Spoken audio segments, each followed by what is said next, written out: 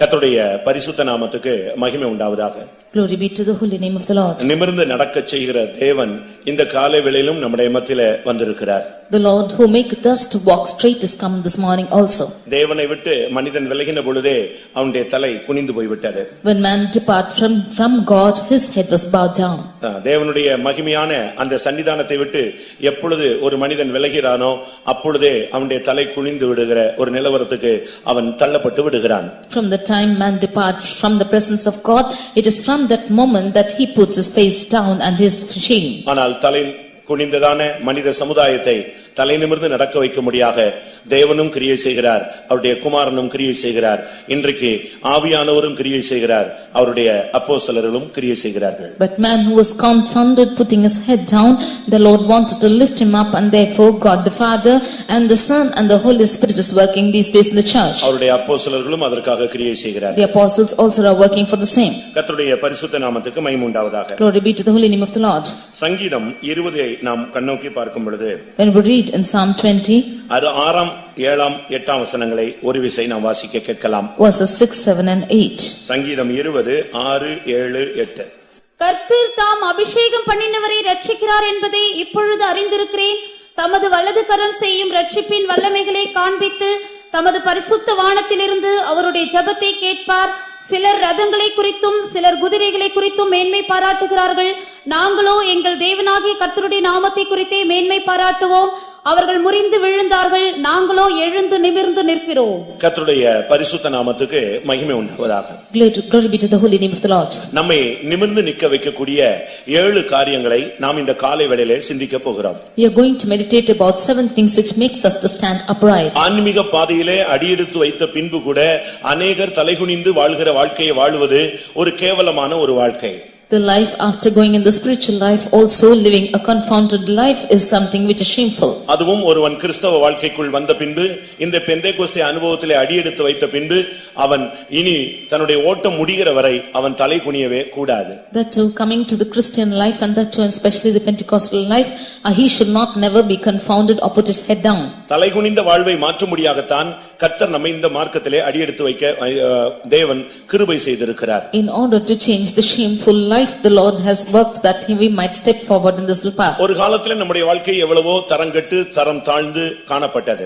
Once our life was found in a shameful manner, in a position which is not to be found. ஆனால் கர்த்தருக்குள்ளே வந்த பின்பு நீ தலை குனிய வேண்டிய அவசியம் கிடையாது. But after coming to Christ, there's no need for you to put your head down. தேவனுக்கு மாத்திரம் நீ தலை வணங்கினால் போதுமானது. If only you bow down before God, it's sufficient. வேற எந்த மனிதனுக்கோ வேற எந்த சக்திக்கோ நீ தலை வணங்க வேண்டிய அவசியம் இல்லை.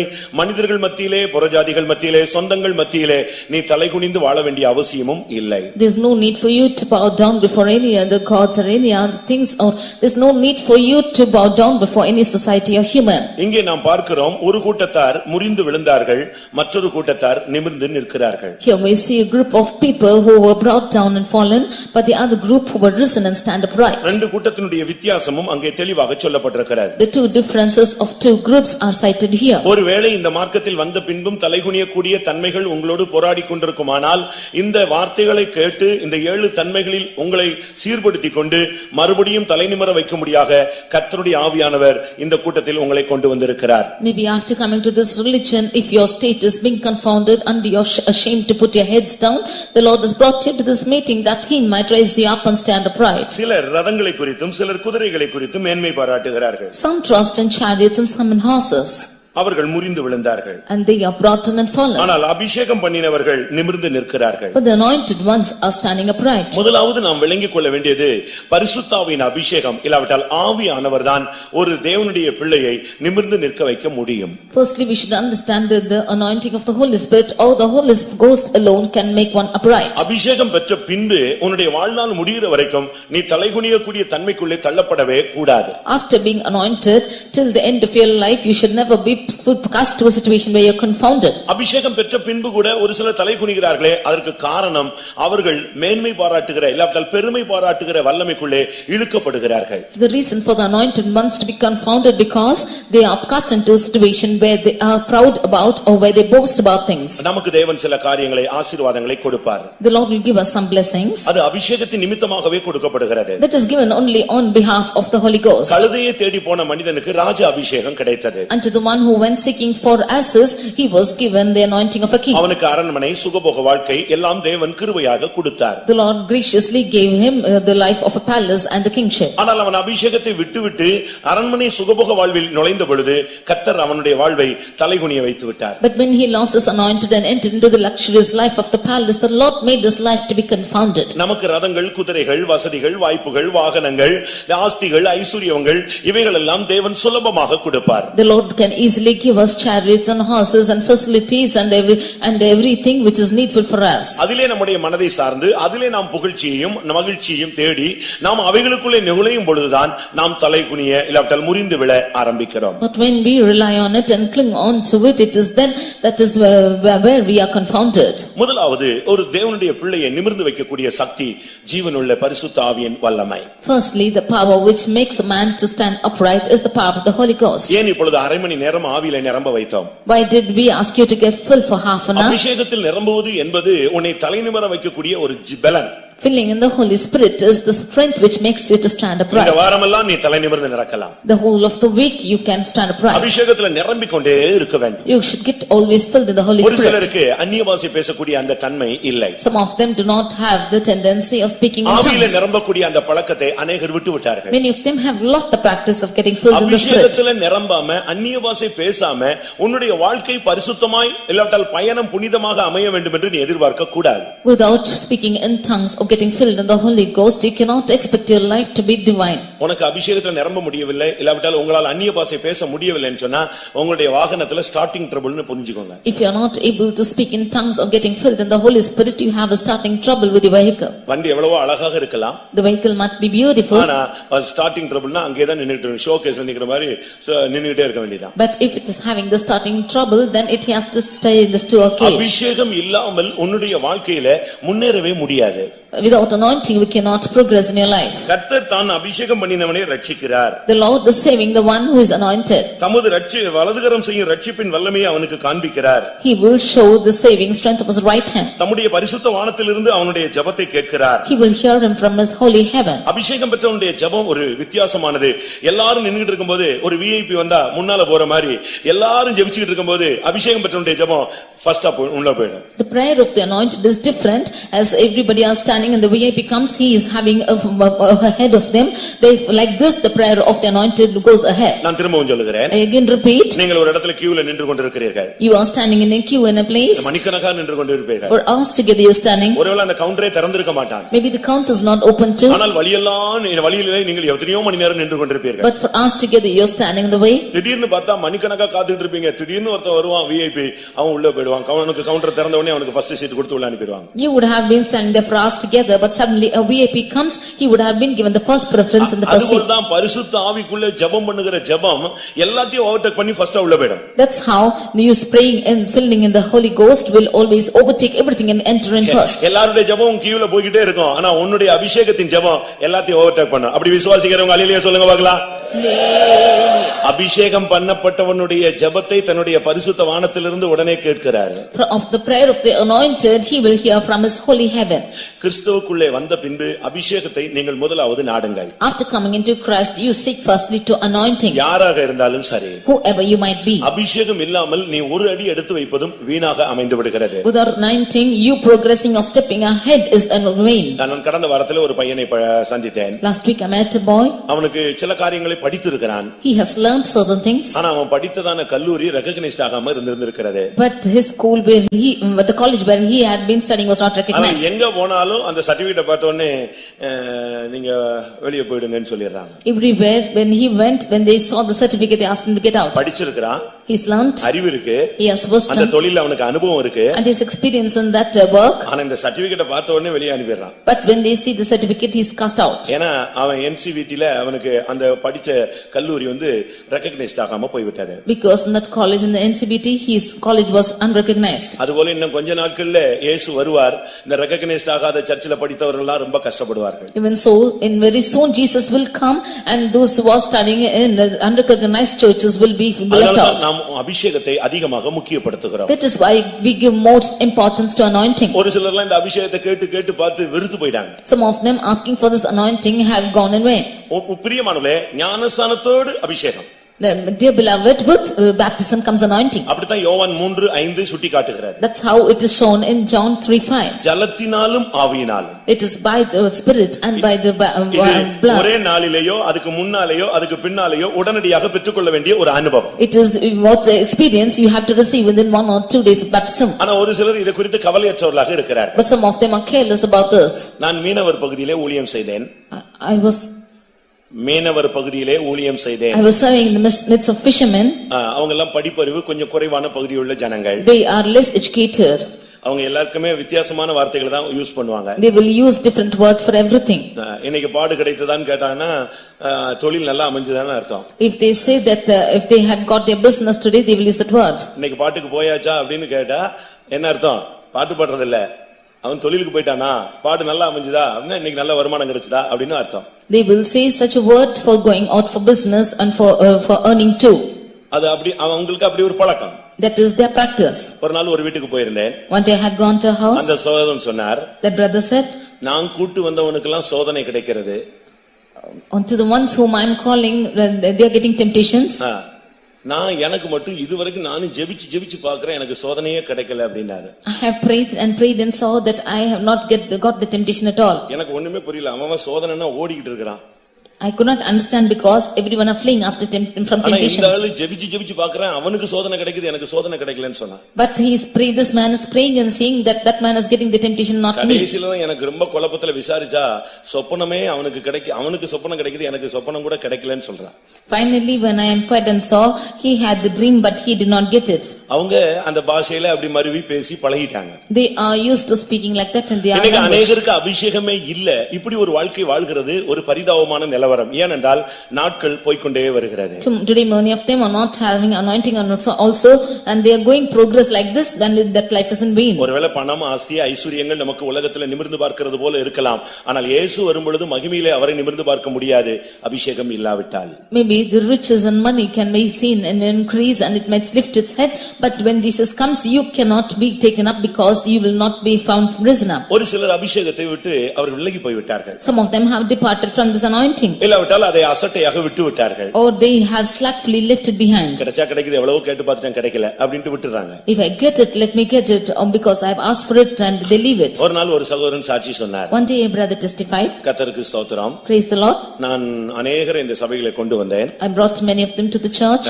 அவர்கள் எல்லாரும் அபிஷேகம் பெற்று விட்டார்கள். They have all received anointing. ஆனா இத்தனை பேரை வழிநடத்தி இந்த சபைக்குள்ள கொண்டு வந்த நான் இன்னும் அபிஷேகம் பெறவே இல்லை. But I who have led so many of them into the church have not been anointed. நான் கேட்டு பார்த்தேன். I have asked and saw. எனக்கு அபிஷேகமே கிடைக்கவில்லை. I did not get the anointing. கடைசியாக நான் ஆண்டவரிடத்தில் சொன்னேன், ஆண்டவரே அது உம்மிடத்தில் இருந்தாலும் ஒன்றுதான், என்னிடத்தில் இருந்தாலும் ஒன்றுதான். Finally I said, Lord, if it is there with you, it is the same as it is with me.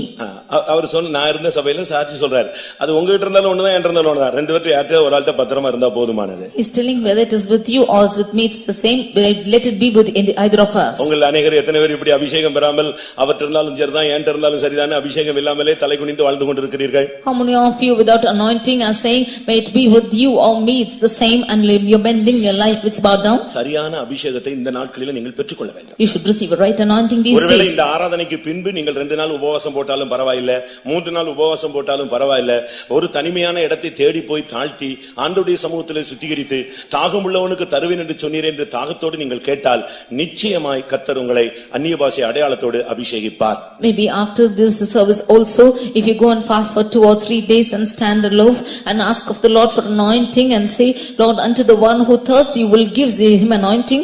If you ask with thirst, he will give you that anointing. நீங்கள் அதற்காக தேவ சமூகத்திலே தரித்திருக்க வேண்டும். You should tarry in the presence of God for the தாகமுள்ள same. யாவரையும் கர்த்தர் தாகத்தை தீர்க்கிறார். Unto the ones who are thirsting, the Lord is quenching the தாகமுள்ளவர்கள் thirst. என்னிடத்தில் வரக்கடவர்கள் ஜீவத்தின் ஊற்றிலே பருகக்கடவர்கள் என்று இயேசு சொல்கிறார். Those who thirst, let them come to me and drink of the fountain of the river of அப்படி நீங்கள் life. காத்திருக்கும் பொழுது ஒருவேளை கர்த்தர் உங்களோடு பேசி சில காரியங்களை விட சொல்ல முடியும். When you are tarrying in the presence of God, the Lord might speak to you and ask you to leave certain things. உங்களை சுத்திகரிக்க சொல்லுவார். He might ask you to sanctify. சிலரோடு ஒப்புரவாக சொல்லுவார். And he will ask you to reconcile with உங்களை some. தாழ்த்த சொல்லுவார். He will ask you to humble yourself. சில காரியங்களை சகிக்க சொல்லுவார். And he will ask you to endure certain things. ஆண்டவர் என்ன சொன்னாலும் நீங்கள் அதற்கு ஆயத்தமாகிக் கொண்டே இருக்க வேண்டும். All what the Lord asks you to do, you should be prepared. கீழ்ப்படிகிறவர்களுக்கு தந்தருளுகிற பரிசுத்த ஆவி என்று சொல்லப்பட்டிருக்கிறது. The Holy Spirit which is granted to the ones who obey. நான் சபையிலே விசுவாசியாக இருக்கும் பொழுது When I was a believer in the church, ரெண்டு பேர் எங்களுடைய சபையிலே அபிஷேகம் பெறாமல் இருந்தார்கள். two of them were not received the Holy Spirit. அப்பொழுது அங்க இருந்த ஊழியருக்கு ஒரு வெளிப்பாடு கிடைத்தது. Then the servant of God there got a revelation. இந்த இரண்டு பேரில் ஒருவருக்கு நான் அபிஷேகம் கொடுக்க போகிறேன். Of the two, one of them I will give anointing. அவர் காலையில சாயங்காலத்துல கூப்பிட்டு And he called the two of them ரெண்டு பேரையும் கூப்பிட்டாரு. and called both of உங்க them. ரெண்டு பேர்ல யாருக்கோ ஒரு ஆளுக்கு இன்னைக்கு அபிஷேகம் தரேன்னு என்கிட்ட ஆண்டவர் சொல்லிட்டாருன்னு The Lord said that one of you will be anointed today. அதுக்கு பிறகு அவங்க ரெண்டு பேரும் சும்மா இருப்பாங்களா? And after that will they be idle? ஒருத்தர் வீட்ல போய் உட்கார்ந்தாரு. One went at home and sat. பயங்கரமா ஜெபிக்க ஆரம்பிச்சிட்டார். And he started to pray hard. இன்னொரு சகோதரன் தனிமையாக இருந்தவர். Another brother was alone. நான் அப்ப விசுவாசி. I was then a believer. என்னைய கூப்பிட்டாரு, நீ வந்து ஹெல்ப் பண்ண, நீ என் கூட தனியா போய் ஜெபிக்கிறதுக்கு நீயும் வான்னு சொல்லி என்னைய தூத்துக்குடி பீச்ல கொண்டு போய் விட்டார். He called me to the Tuticorin beach because he was alone and asked me to pray along with him. ரெண்டு பேரும் ஜெபிக்க ஆரம்பிச்சோம். ஒரு நைட் 10 மணிக்கு. We started to pray. It was night 10 o'clock. எனக்கு அபிஷேகம் இருந்துச்சு, அவருக்கு அபிஷேகம் இல்ல. I had anointing, he did not have. சில நிமிடங்கள் நான் ஆவியில நிறைஞ்சு ஜெபிச்சேன். அவர் வந்து கத்திக்கிட்டே இருந்தார், இயேசுவே தாரும் தாரும். For a few minutes I was praying and he was shouting and asking God to give. அதுக்குள்ள அபிஷேகம் இறங்கிடுச்சு. And in between that the anointing descended. வீட்ல இருந்தவருக்கு அபிஷேகம் கிடைக்கல. The one who was at home was not anointed. ரெண்டு பேர்ல ஒரு ஆளுக்கு தானே. Because it's for one of the two. சரியான அபிஷேகம். Right anointing. பொடச்சி எடுத்துருச்சு. It sifted him over. அவ்வளவு பெரிய ஒரு அக்னி அபிஷேகம். Such a fiery anointing. நான் முடிந்த உடனே கேட்டேன் என்ன நடந்துச்சுன்னு. After it was over, I asked him what happened. நீ அந்நிய பாஷை பேசிட்டு இருக்கும்போது அங்க இருந்து ஒன்னு வந்துச்சு. As you were speaking in tongues, they came from something நீ from அபிஷேகத்துல நிரம்பி அந்நிய பாஷை பேசிட்டு இருக்கும்போது அங்க இருந்து ஒரு வார்த்தை மாதிரி வந்து என் நாவை தொட்டுடுச்சு. When you were getting filled in anointing, they came out a word and they touched my tongue. நீ ஒரு காஞ்ச விறகா எரிஞ்சிட்டு இருந்தேனா பச்சை விறகு பக்கத்துல இருந்தா தானா பற்றி எரியும். If you are a dry wood which is burning, then that which is wet also will join with its burning. உனக்குள்ள இருக்கிற வெளிச்சம் மற்றவர்களையும் பிரகாசிக்கணும், எரிய வைக்கணும். The light within you should shine out to the others and burn them too. அபிஷேகம் பெற்றவர்கள் தலைகுனிவதின் காரணம் என்ன? What is the reason for those who are anointed to put their head down? அபிஷேகம் நல்லவங்களா இருக்காங்களான்னு சொல்லி இப்படியே பேசி பேசி பேசி உன்னுடைய நிலவரம் அப்படியே கீழ இறங்கிட்டே போகுது. You just speaking that the anointing people are the right and therefore the state of you is going to us. நீ அபிஷேகமே பெறாமல் இருக்கிறாய். You are not yet anointed. ஆனால் அபிஷேகம் பெற்றவனே அவனை உருட்டி பிரட்டி ஏதாவது ஒரு விதத்துல ஃபைனல்ல ரிசல்ட் ஜெயிக்க வச்சிருவார். But unto the anointed he will somehow sift him and give him a result. ஏனென்றால் அவனுக்குள்ள இருக்கிறவர் தேவ ஆவியானவர். Because he who is in him is the Spirit of God. அவர் ஒருபோதும் தோற்று போக மாட்டார். He will never fail. தொடக்கம் அற்பமா இருந்தாலும் முடிவு சம்பூர்ணமாய் மாறிவிடும். Although the beginning is so mean, the end will be fully perfect. ஆனபடியால் அபிஷேகம் பெற்றவர்கள் சரியா என்ற ஒரு கேள்வியை நாம் எழுப்ப நமக்கு தகுதியே கிடையாது. Therefore we have no worthiness to ask if the anointed ones are right. ஆனால் அவர்கள் போய் விழுந்து விடுகிற சூழ்நிலைகள் தான் அவர்களை தலைகுனிய வைக்கிறது. But the situations where they are going and falling down is making them to be confounded. புலம்பல் 4ஆம் அதிகாரம் 20ஆம் வசனத்தை பார்க்கும் பொழுது Reading in Lamentations 4 verse 20. கர்த்தரால் அபிஷேகம் பண்ணப்பட்டவன் எங்களுடைய நாசியின் சுவாசம் உள்ளவன் அவன் போய் படுகுழியில் அகப்பட்டு விட்டான். He who is anointed of the Lord is the nostrils of my mouth and he is gone and caught under a pit. 2ஆம் சாமுவேல் 1ஆம் அதிகாரம் 21ஆம் வசனத்தை பார்க்கும் பொழுது 2 Samuel for chapter 1 verse 21. Saul அபிஷேகம் பண்ணப்படாதவர் போல அவமதிக்கப்பட்டு விட்டார். It was Saul who was anointed, he was confounded to that extent that he is not anointed. அபிஷேகம் பெற்றவங்க சரியாய் நிதானமாய் பகுத்தறிந்து நீங்க அடியெடுத்து வைக்கணும். Those who are anointed should discern things and step forward. அது ஒரு தொழிலோ, It might be a business, அது ஒரு வியாபாரமோ, may it be a sale, இல்ல ஏதாவது ஒரு காரியம்னாலும் குடும்ப காரியமோ, படிப்பு காரியமோ, வேலை காரியமோ, நண்பனோடு ஐக்கியம் வைப்பதோ, ஒரு பக்கத்து வீட்டுக்காரனோட ஃப்ரெண்ட் வைக்கிறது எதுனாலுமே பகுத்தறிந்து நீங்க அடியெடுத்து வைங்க. may it be a business or your friendship or your family matters or anything, you just discern your things and go ahead. கரெக்ட்டா நீ அடியெடுத்து வைக்கணும். ஏன்னா எந்த இடத்துல உனக்கு குழி வெட்டப்பட்டிருக்குன்னு உனக்கு தெரியாது. You step correctly because you don't know where the pit is dug for you.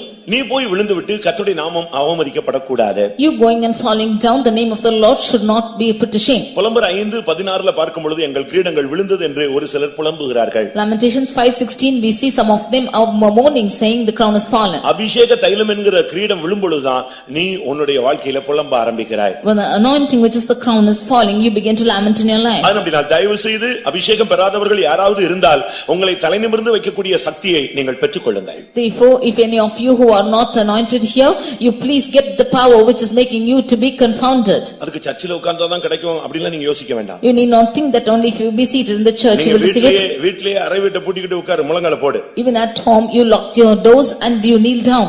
ஒரு பெண்ணு ஹாஸ்டல்ல தங்கி இருந்தாள். One girl was staying in a hostel. அவளுக்கு அபிஷேகம் கிடைக்கணும்னு ஒரு ஆசை. She had desire to be anointed. நைட்ல உட்கார்ந்து ஜெபித்தாள். She prayed at the night. அங்கேயே அபிஷேகம் கிடைச்சிருச்சு. There itself she was anointed. இவ ஆவியில நிரம்ப ஹாஸ்டல்ல உள்ளவங்க எல்லாரும் மிரண்டு கத்த, இவளுக்கு வந்தது அபிஷேகம், அவங்க வந்து பயந்து கத்திட்டாங்க எல்லாரும். When she was anointed, the people in that hostel were all afraid because she screamed to that extent. அப்படியே ஒரு 2 மணி நேரம் அபிஷேகத்துல இருந்துட்டு எனக்கு ஃபோன் பண்றா. For 2 hours she got filled in the spirit and she called me up. என்னால control பண்ண முடியல. I cannot control. எனக்கு அபிஷேகம் கிடைச்சிருச்சு. I got anointed. ஹாஸ்டல்ல எல்லாரும் டிஸ்டர்பா உணர்றாங்க. All of them in the hostel are disturbed. இன்ன அபிஷேகம் எனக்கு கண்ட்ரோல்ல வரல, கட்டுப்படுத்த முடியல. Yet the anointing is not come under my control. நான் ஒரு விசுவாசிக்கு ஃபோன் பண்ணி அவங்க புருஷன் மனைவியை போய் ஹாஸ்டல்ல போய் அந்த பொண்ணை வீட்டுக்கு கொண்டு வந்து திருப்பி அபிஷேகத்துல வைன்னு சொன்னேன். I called a husband and wife and they asked them to go to the hostel and bring them into your house and get filled in the spirit again.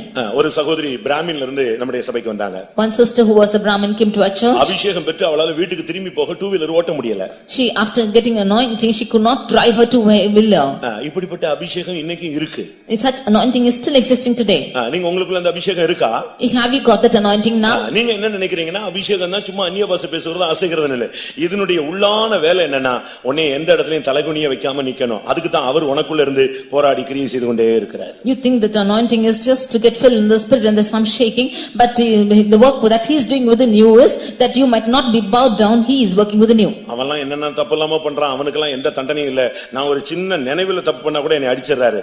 நீ தலைகுனிய கூடாதுங்கறத அவருடைய திட்டம். Whatever fault he is doing, he is never punished, but a small mistake I do, he is beating me immediately. That's the reason is because he does not want it to be confounded. மனதுல தோன்றின உடனே அவர் வந்துருவாரு. இது தவறு, இதுக்கு நான் உன்னை judge பண்றேன்னு சொல்றாரு. When this comes in your mind itself, he is coming and asking, condemning you for that. நீ தலைகுனிந்தால் அவர் தலைகுனிந்தது போல அர்த்தம். Because if you are bowed down, he is bowing down. அப்படினா தயவு செய்து நீங்கள் அபிஷேகத்தை நீங்கள் மட்டுப்படுத்த வேண்டாம். Therefore you do not put down or can't mean the anointing. நல்ல ஆவியில நிரம்ப வேண்டும். You get filled mightily in the spirit. அபிஷேகம் பெற்றுட்டு நீ சும்மா இருக்கவே கூடாது. After receiving the anointing you should never be silent. அபிஷேகம் பெற்ற பின்பு உன்னால சும்மா இருக்க முடியாது. அப்படி சும்மா இருந்தீனா உனக்குள்ள இருக்கிறது அபிஷேகம் இல்ல.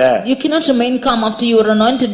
If just so you are not anointed. ஏனென்றால் அந்த ஆவியானவர் உனக்குள்ள இருந்து ஒரு அக்கினிமயமாக பிரகாசித்துக் கொண்டே இருப்பார். Because the Holy Spirit within you will be flaming as fire. அபிஷேகம் பெற்று ஒருத்தன் சும்மா இருந்தானா விளக்க கொளுத்தி மரக்கால்ல எரிஞ்சிட்டான், மூடிட்டான்னு அர்த்தம். If one is being anointed and being silent, then he has lighted the candle and put it under a bushel. நிமிர்ந்து நின்ற கோலியாத்தை தலைகுனிய வைத்தது இந்த அபிஷேகம் தான். The anointing and this Goliath who was lifted up, he was confounded by this anointing. 40 நாள் தலை நிமிர்ந்து நின்று ஜனங்களை மிரட்டிக் கொண்டே இருந்தார். He was lifted up for 40 days and was threatening the people. இஸ்ரவேல் ஜனங்கள் தலைகுனிந்து போய் கொண்டே இருந்தார்கள். The children of Israel were confounded. ஆனால் அபிஷேகம் பண்ணப்பட்ட ஒரு மனிதன் அந்த இடத்துக்கு வந்தான். But one anointed person came to that place. ஆனால் அன்றைக்கு கர்த்தர் இஸ்ரவேலை தலைநிமிர வைத்தார். But it was that day that the Lord made the children of Israel to lift up their heads. ஒரு ஆள் தான் அபிஷேகம் பண்ணப்பட்டவனாக இருக்கலாம். Maybe you might be an anointed person. அந்த அபிஷேகத்தை நீ செயல்படுத்து, உன் குடும்பமே தலைநிமிர்ந்து நிக்கும். You practice that anointing, your family will lift their heads. எங்க அம்மா சரியில்லை, எங்க அக்கா சரியில்லை, இதெல்லாம் நீ பாட வேண்டிய பாட்டே அல்ல. உனக்குள்ள இருக்கிற அபிஷேகம் எல்லாத்தையும் சேர்த்து தூக்கி நிறுத்தும். It's not the song to sing that your mother is lifted not right nor your sister is not right.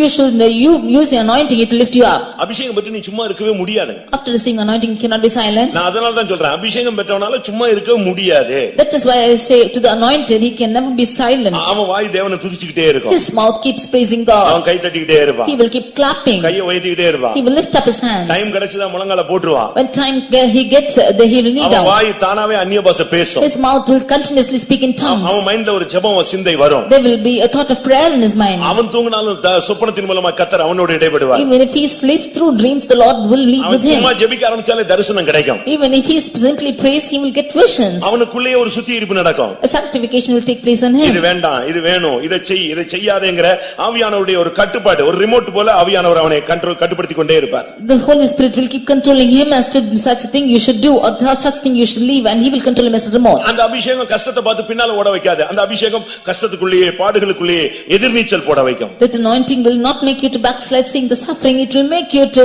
go and swim forward. அபிஷேகம் கரெக்ட்டா இருந்துச்சுனா நீ உன்னை பெருமையே பாராட்ட மாட்ட. If anointing will be exactly correct in you, you will never have pride. அபிஷேகத்தினுடைய சரியான அடையாளம் அவன் தன்னை தாழ்த்திட்டே இருப்பான். The right sign of anointing is that he will humble himself. அபிஷேகத்தினுடைய சரியான அடையாளத்தை தாவீதுட்ட பார்த்தா சொல்லுவான், நான் ஒரு தெள்ளு பூச்சி, நான் ஒரு செத்த நாய், இத போய் இஸ்ரவேலின் ராஜா பின்பற்றி வரலாமா, இவனை போய் வரட்டலாமா? தன்னை தாழ்த்துவதுதான் அபிஷேகத்தினுடைய அடையாளம். If you see David who was anointed, you can see that he is considering himself as the worm, as a dead dog. Can the king follows me such as a dead dog? This is the sign of humbling himself. அபிஷேகம் அவனுக்குள்ள இருந்து போதிக்கும். The anointing will teach within himself. அபிஷேகம் பெற்றவன் எனக்கு எல்லாம் தெரியும்னு சொல்லவே மாட்டான். Those who are anointed will never say that he knows everything. அபிஷேகம் சரியான அபிஷேகம் இருந்துச்சுன்னா, ஆமா நீங்க போங்க எனக்கு எல்லாம் தெரியும் அப்படின்னு சொல்லவே மாட்டான். அப்படி சொல்லிட்டானாலே அவன் முறிந்து விழுந்துட்டான் அர்த்தம். If there is right anointing, he will never say you see to your problem, I know everything. If he says so, then he's fallen down. எல்லாம் தெரியும்னு சொன்னாலே அவன் முட்டாள்னு சொல்வாங்க. All those who say that he knows everything is a fool. எல்லாம் தெரியும்னு ஒருத்தன் எனக்கு எல்லாம் தெரியும் அப்படினு சொல்லிட்டானா அவனுக்கு ஒண்ணுமே தெரியாதுன்னு சொல்வாங்க. If he says that he knows everything, he knows nothing. அப்படிப்பட்ட அறிக்கைக்குள்ள நாம் வரக்கூடாது. We should not come to such a confession. அபிஷேகம் பெற்றவன் தன்னை தாழ்த்தி கற்றுக்கொள்வான். And those who are anointed will humble himself and learn. இயேசு சொல்றார் என்னிடத்துல வந்து கற்றுக்கொள். Jesus says come to me and learn. அப்படினா நாம் இந்த நாட்கள்ல கற்றுக்கொள்ளணும். Therefore we should learn these days. அபிஷேகம் பெற்றவன் கற்றுக்கொண்டே இருப்பான். Those who are anointed will keep learning. ஒரு சிலர் 3ஆம் கிளாஸ்ல படிப்பு முடிச்சவங்க எல்லாம் இருக்காங்க, 7ஆம் கிளாஸ்ல முடிச்சவங்க இருக்காங்க.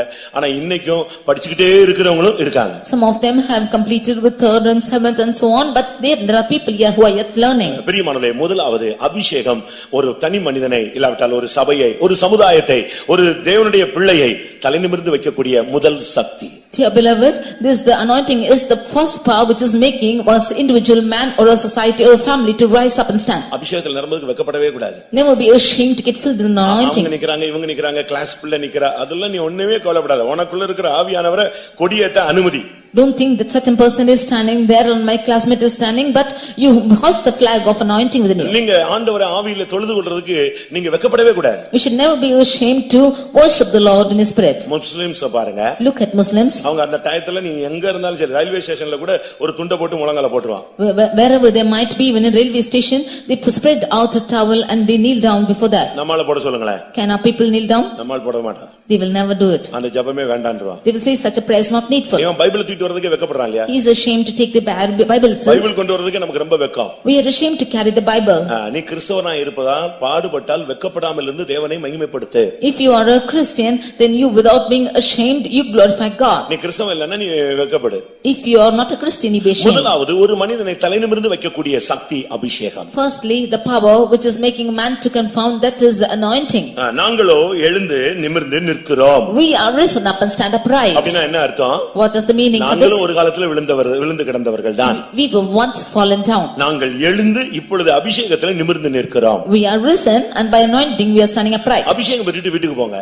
You get the anointing and go back home. பிசாசு ஓடிரும். Satan will flee. அபிஷேகம் பெற்று வீட்டுக்கு போங்க. You get the anointing and go back home. மந்திர சக்திகள் இருந்தா கர்த்தர் உனக்கு சொல்லுவார். And if there's anything which is coming, the Lord will tell you. Any witchcraft. Any witchcraft he will tell you.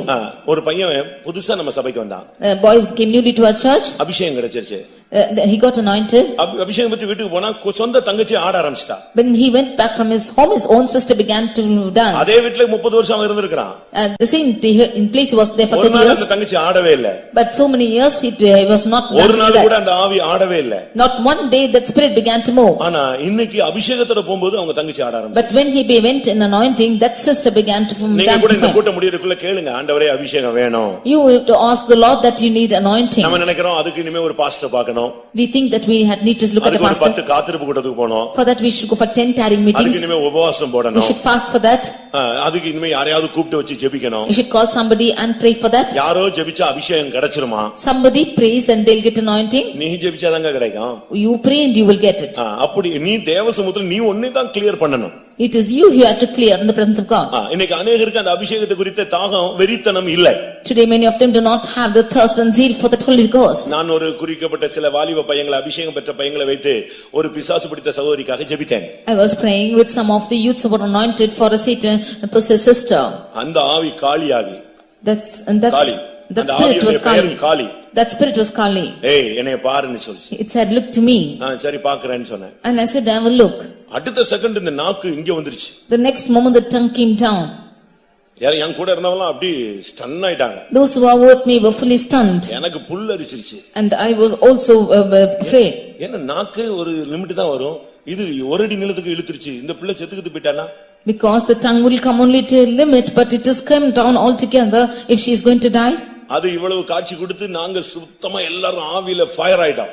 And we were all got fully in fire with the spirit. அப்ப ஒரு பையன் வந்தான். Then one boy came. அவனுக்கு அந்த interest வந்துருச்சு, பிசாசு ஆடுது பார்க்கணும்னு ஓடி வந்துட்டான். He was interested to see that devil dancing and therefore he came. அவன் வந்து முழங்கால் போட்டான். And he came and knelt down. அப்ப நான் சொன்னேன், தம்பி எல்லாம் அபிஷேகத்துல இருக்காங்க, நீ அபிஷேகம் இல்லாத ஆளு, இது இப்பதான் தீ பிடிச்சு எரிய போது உனக்குள்ள பாஞ்சிர கூடாது, நீ எந்திச்சு போயிடுன்னு சொல்றேன். Then I said, brother, you're not anointed, all the others are anointed, therefore the spirit should not come into you, you please get away from this place. அதுக்குள்ள அந்த ஆவி யாரையாவது காட்டு நான் போறேன்னு இருக்கு, இவன் வந்து உட்கார்றான்.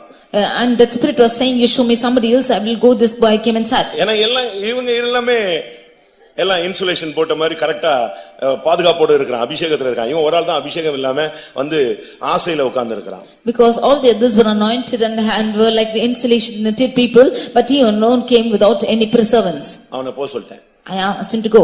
நாங்க எல்லாம் ஜெபிச்சிட்டு இருக்கோம். We were all praying. 10 நிமிடம். In 10 minutes. அப்படியே வேர்த்து விறுவிறுத்து தோத்திரம் உள்ள வந்துட்டான். He came within 10 minutes saying that he's sweating and say praise the Lord and came inside. நாங்க இவனை பார்க்கவே இல்ல. We did not see him at all. இவன் போய் இன்னொரு ஹால்ல உட்கார்ந்து எனக்கு அபிஷேகம் தர்றீரா இல்லையான்னு சொல்லிட்டு போராடி அக்னி அபிஷேகத்தை வாங்கிட்டு உருண்டு பிறண்டு எந்திரிச்சு சட்டையெல்லாம் நனைஞ்சு வந்துட்டான். பிசாசுரத்துக்குள்ள வந்துட்டான். He came with anointing. He went and sat in another hall and asked God to give him anointing and came within 10 minutes that he's anointed. 10 நிமிடம். In 10 minutes.